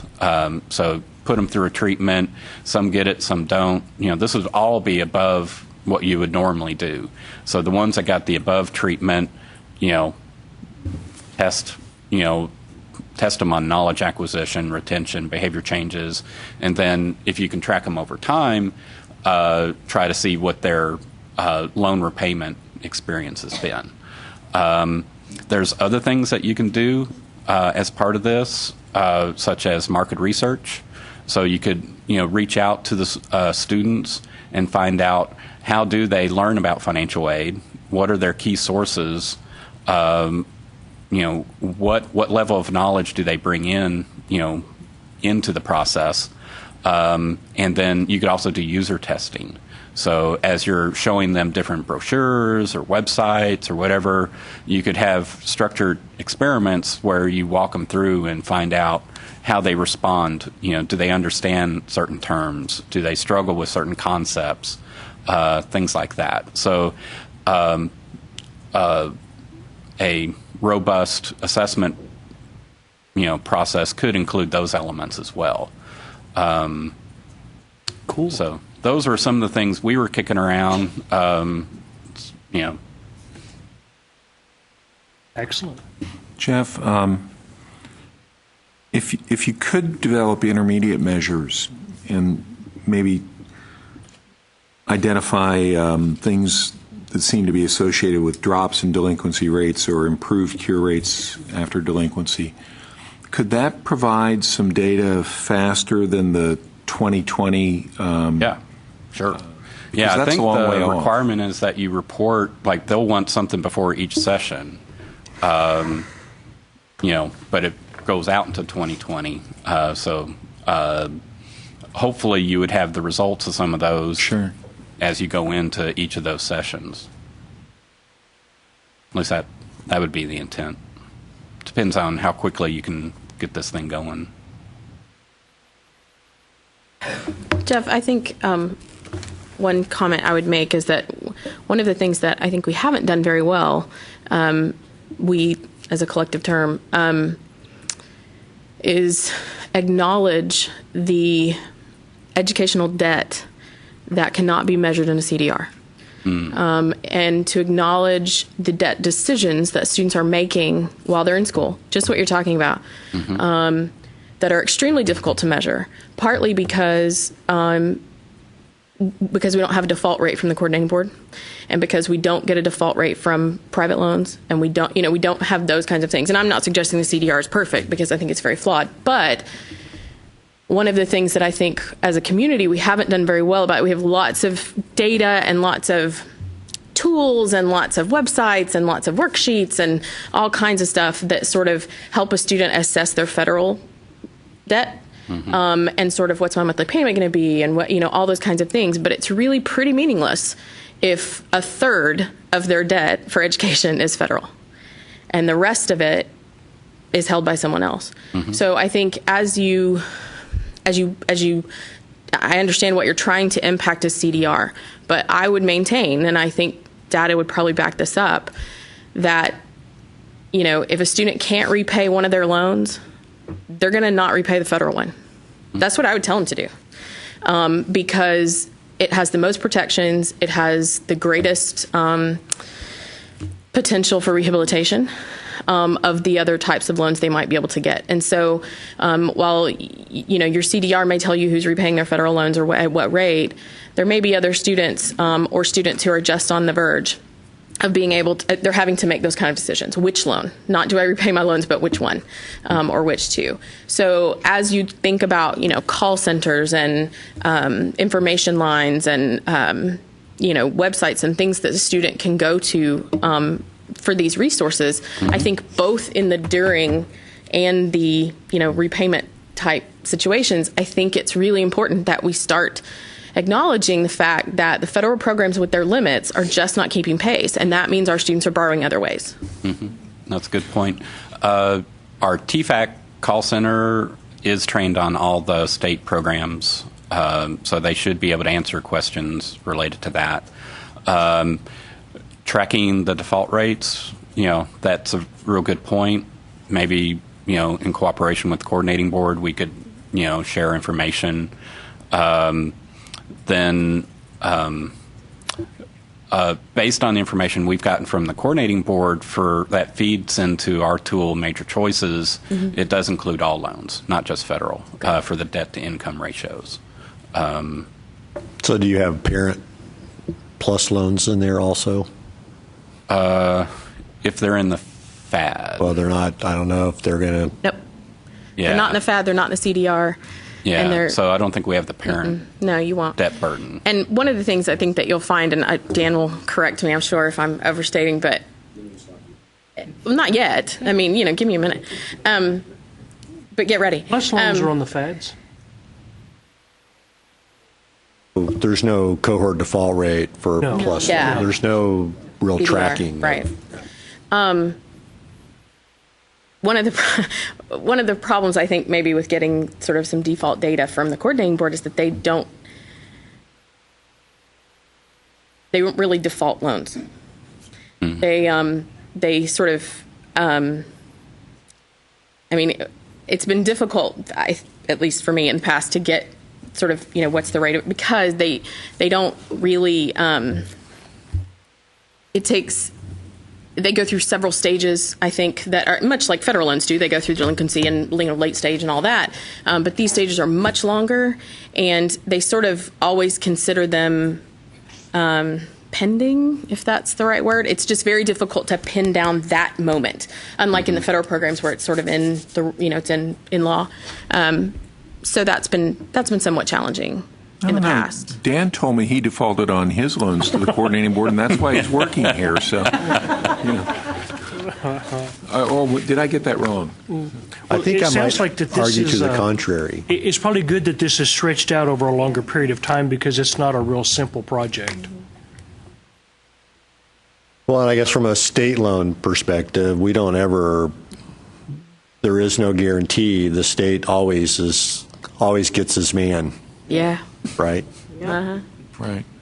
So I think one of our complaints about the cohort default rate is it's so narrow in its scope, it doesn't capture people that default after the window that you're looking at. In the state, we always are looking. We look forever. Mm. And then I think ultimately our program is in pretty much as a student loan with a parent cosigner that have not terribly onerous credit requirements, but there are credit requirements, and we do pursue our cosigners just like we pursue our borrowers.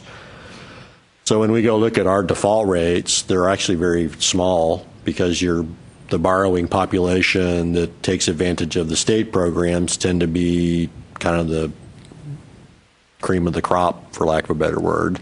And with the recent federal changes, the plus loans have grown dramatically, and much to the chagrin of many other states in the country that have much better state programs than federal plus loans. And yet the Department of Ed continues to drive parents to plus loans, which they probably shouldn't be doing.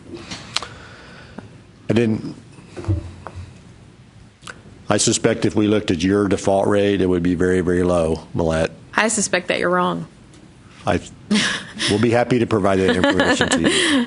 I just think we have to acknowledge as a group, as a collective that's trying to help students with this process and with these borrowing decisions, that federal debt and the measures that we have in place and that have been in place forever for federal debt is not a measure of a student's ability to repay their educational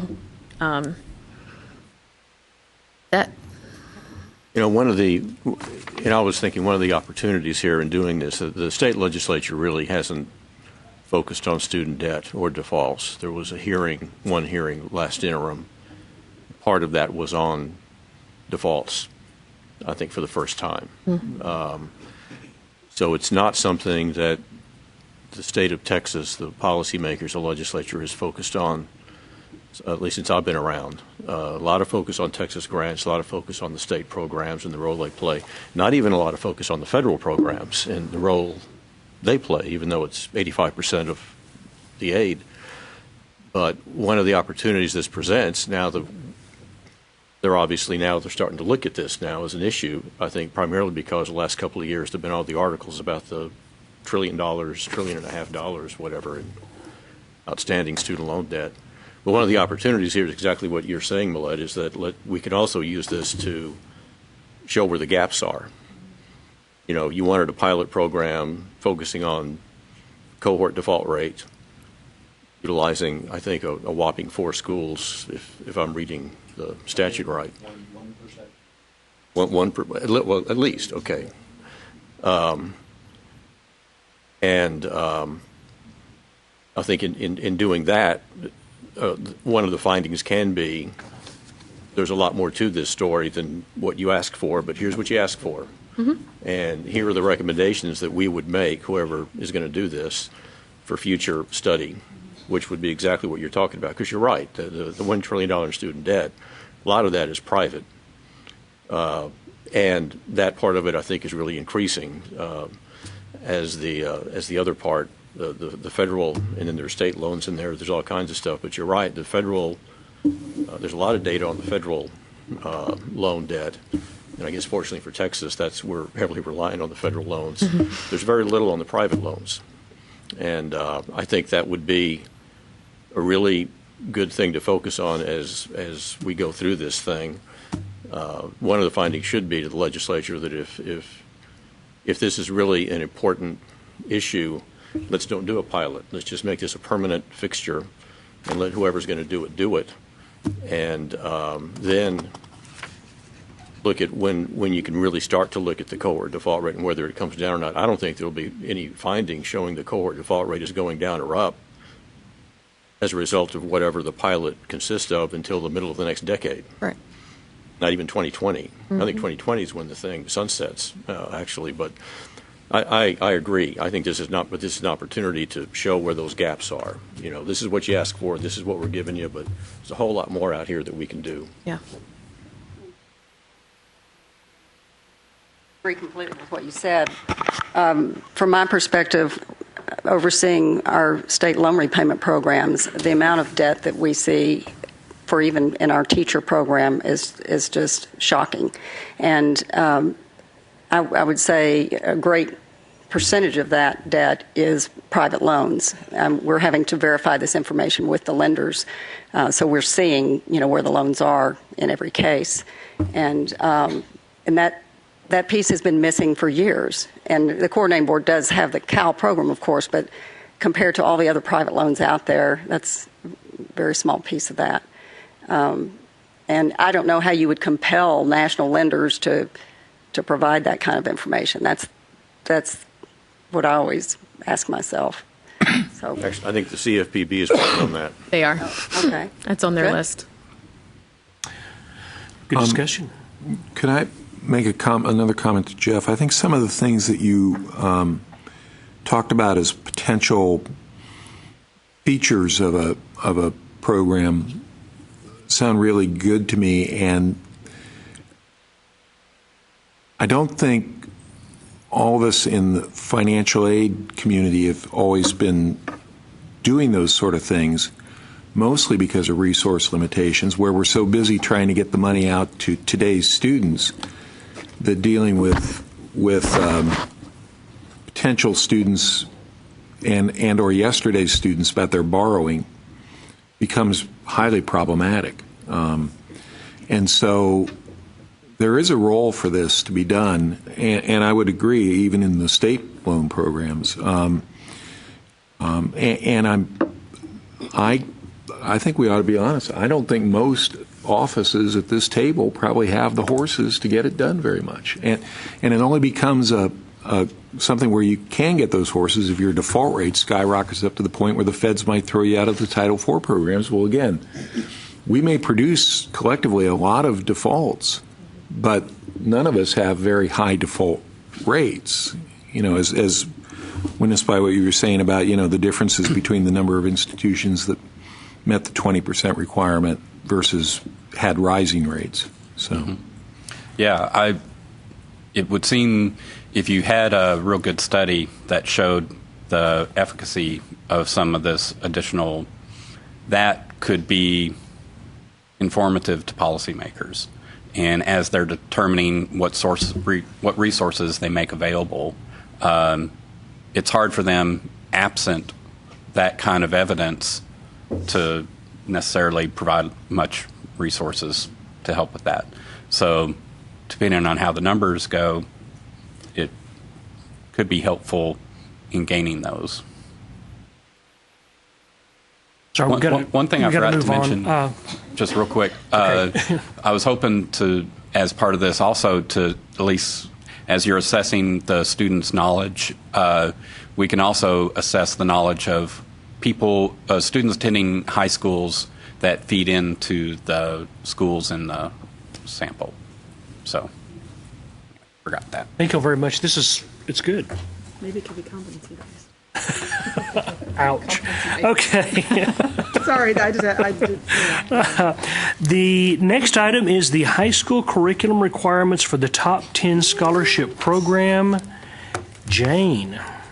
I have no idea how I got this particular assignment, but the Top 10 Scholarship Program is one that has the requirement of being eligible to graduate in the top 10% of your class. And what we're looking at in particular was how House Bill 5 and the change in addition of the foundation program and so forth should impact the requirements for top 10 scholarship. And the general thought was that we would have the requirement for top 10 scholarship that would be the requirement for automatic admission at the public universities. So this is what you have in front of you is predicated on. And the information that I inserted here was provided to me by Jose Rios, who works in the Academic Affairs Office. The crux of it is on page 2 of the rules that you have there, where recommended or distinguished achievement or the distinguished level of achievement under the Foundation High School program is defined. I also have a one-pager that I sent out to you that I also received from Jose, indicating what is currently viewed as the requirements for the distinguished level of achievement under the Foundation program. So the proposed rule would simply borrow the language from the rules dealing with the automatic admission and insert them into the top 10% scholarship program. I have to admit, looking at that definition where with its cross-references to sections 74.63, 74.64, 74.73, and 74.74 of the Texas Administrative Code, I went over and took a look at that. And if we put it as a footnote, it would be a 16-page footnote. Those sections all have to do with different requirements for these, mainly for the recommended and distinguished programs, which are hopefully things that college admissions counselors are familiar with, and what they're going to have to learn in order to do this is the changes for, or the requirements for this distinguished level under the Foundation program. So hopefully this isn't such a huge step from where they have been in the past to what they will need to do in identifying students eligible for the top 10 scholarship.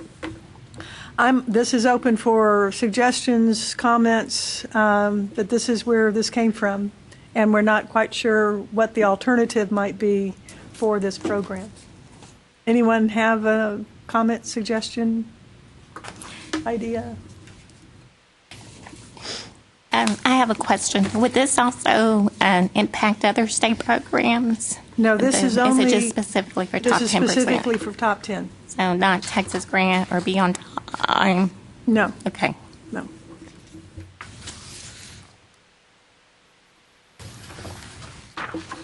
Jane, do you know if anything about whether or not what the reporting obligations are of high schools to list this level of achievement in the Foundations program on transcripts? I'm sorry, I do not know. It took several years for the recommended curriculum to be identified on transcripts, and I would imagine there's a learning curve for this as well. Yeah. But I have not heard any discussion of that. Okay. I have one very small point in the proposed change to 22-199-2. I just suggest that the new phrase, distinguished level of achievement under the Foundation, be moved after the reference to the recommended or distinguished achievement programs, because otherwise it could be read as somehow they have to reach some distinguished level of achievement under the recommended or distinguished programs, which, if I understand correctly, doesn't exist. And it just might be confusing to a newbie reading the regs. Mm-hmm. Good idea. No problem.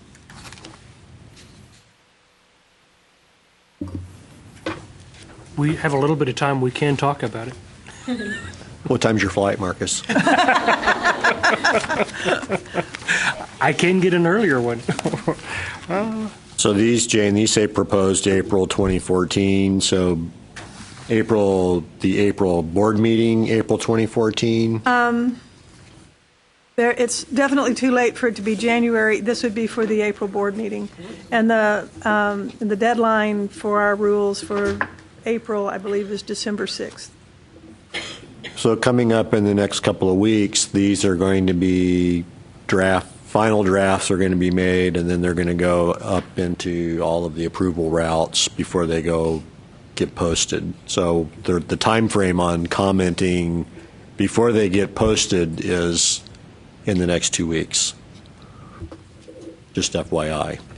I'm not as up to date on the whole Foundation curriculum, so Is this like a hot, I just want to make sure that we're not creating some additional. No, it's very hot. Go ahead. Is it a higher level of? The foundation program is less rigorous than Okay. the other. But we're saying they have to have the distinguished level of the foundation program. Right, which Just wanna make adds sure I to it understand. these, on the one pager, there's the curriculum requirement of at least one endorsement. And it's, I believe, the endorsement that is the ratchet up the basic foundation requirements. So it's moving a bit closer to a higher level of achievement. I think in order to be considered to be in the top 10% of your class, you have to have completed the distinguished level of achievement program under the That foundation. makes total sense. That helps, Okay. yes. So it's more rigorous to be classified as being in the top 10%. So it fits, right? It fits, which is, we're trying to match that. Okay. Thoughts, comments? I think we need a little bit of clarification here. So is the HSA and HSR the recommended, and are those going to stay, those programs? Recommended and advanced? Yeah, the advanced, or this is replacing all of that? As I understand it, we have people in the pipeline and will for until 20, what is it, 2012, what is the? This is 2013. Thank you. 2016? 2016? Thank you. I know in Texas Grant, it may be 2020, may be the year in Texas Grant that they indicate kind of as an expected time by which everyone under the recommended or advanced will have phased out of the system. Yeah, But so it current is- eighth graders are going to be impacted by this whenever they roll through the Right. high But you school could actually pipeline. have someone graduate this spring under the foundation program, is my understanding as well. So that's kind of why we're trying to get it in there at this point in time. Just make sure, in the future, there will be no recommended or distinguished or advanced, but there will be foundation and a distinguished foundation.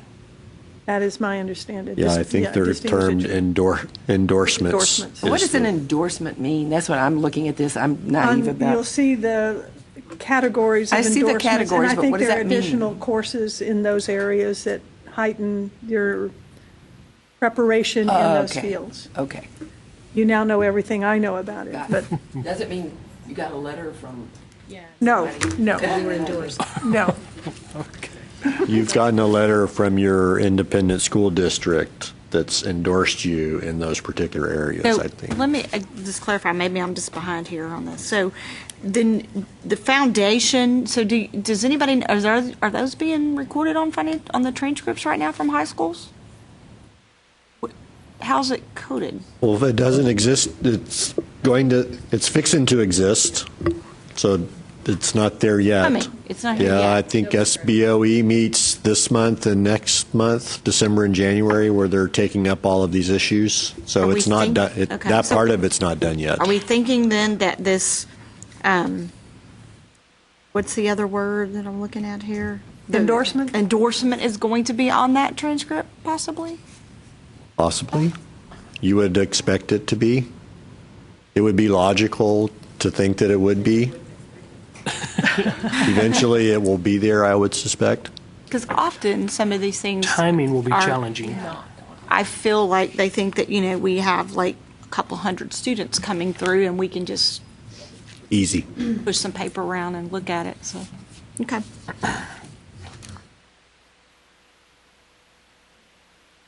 Kind of looks to me like high school counselors are going to have to get law degrees to understand all this stuff.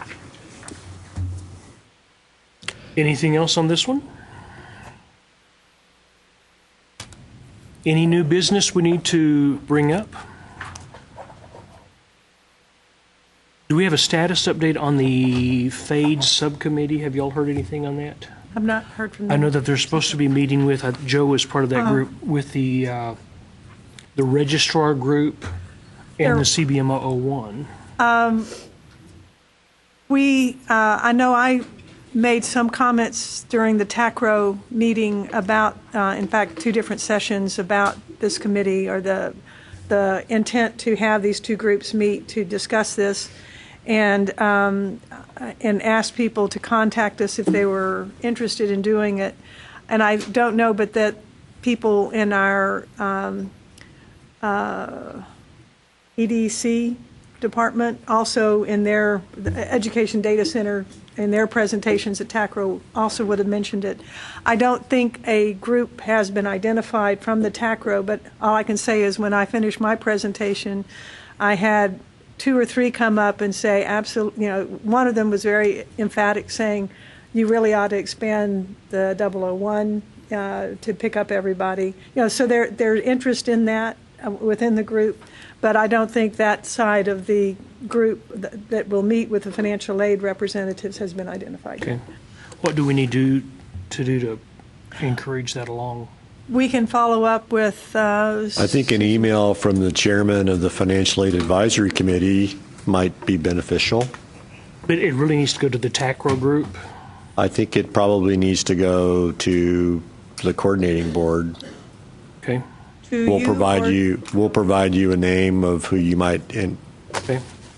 It would be more important for it to come directly from you. Yeah, because I carry a lot of weight. You are the chairman. My shoes, You're the chairman. Next meeting date, we will get that out to everyone, kind of a survey, see what works for folks. Anything else we need to... Can I Yes, ask please. about action items from this meeting? Is my understanding that we need to try to get more information or perhaps arrange for communication with the 2 schools that are in Dr. Davis's project? I spoke briefly to him after his presentation, and he said that would be fine, but please wait until after their launch in January. So we'll wait until they're coming up for air, and then we'll see about inviting them. The other thing was to try to get everyone more information about the programs in Kentucky and North Arizona and we'll see if we can get a packet of information together to share with you. Next thing was the progress report on the TEOG, Texas Grant Combined Database. We'll find out what's going on there. But the idea was that will help eventually, but confirm what was being done, but that the institutions will still mainly have to rely on information from the student as to whether the transfer student received a TEOG in fall 2014 or later. And along with that, the wording on the 150. Right. The transfer student hours and the years, we know where we want to go. We don't yet know whether it's going to be a policy memo and rule, and that will be resolved. Jane, could I don't know if this is doable or not, but I wonder if to the extent you folks have these data through FADS and such, is there any way you might be able to provide summary data to institutions, say for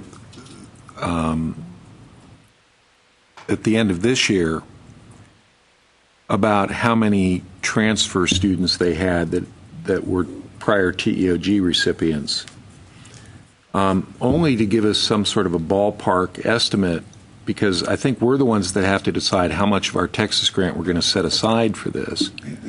And I'm having a hard time wrapping my head around how to size it, Actually, given the Dan number and of transfers we have. Dan and I talked about that before the meeting, and Yeah. I'm sending him an email asking for that information. So, because I had the same question, because I have no idea how to speculate how much we might need. Yeah. So I'm sending Dan an email. We have 3 years from 8, 9, and 10, 9, 10, and 11 that we looked at. So we're going to try and get whatever the most recent information we've got, and we have it by institution. And it would be Texas Grant. I don't know that we did TEOG transfers, Right. but a more important one is Texas Grant, current Texas Grant transfers, because those are going to be new TEOG students. So we'll add the TEOG piece to it, which is relatively small, but we can do that.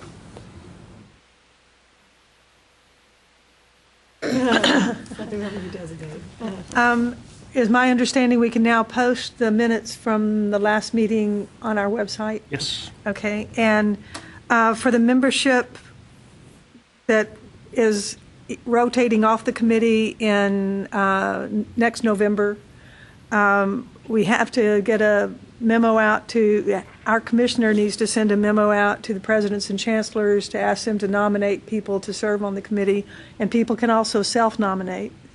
And then those nominations come in and a selection take place. And I don't know, we need, between now and then, this group needs to determine how that large group, hopefully large group of applicants would be honed down to the number that we needed.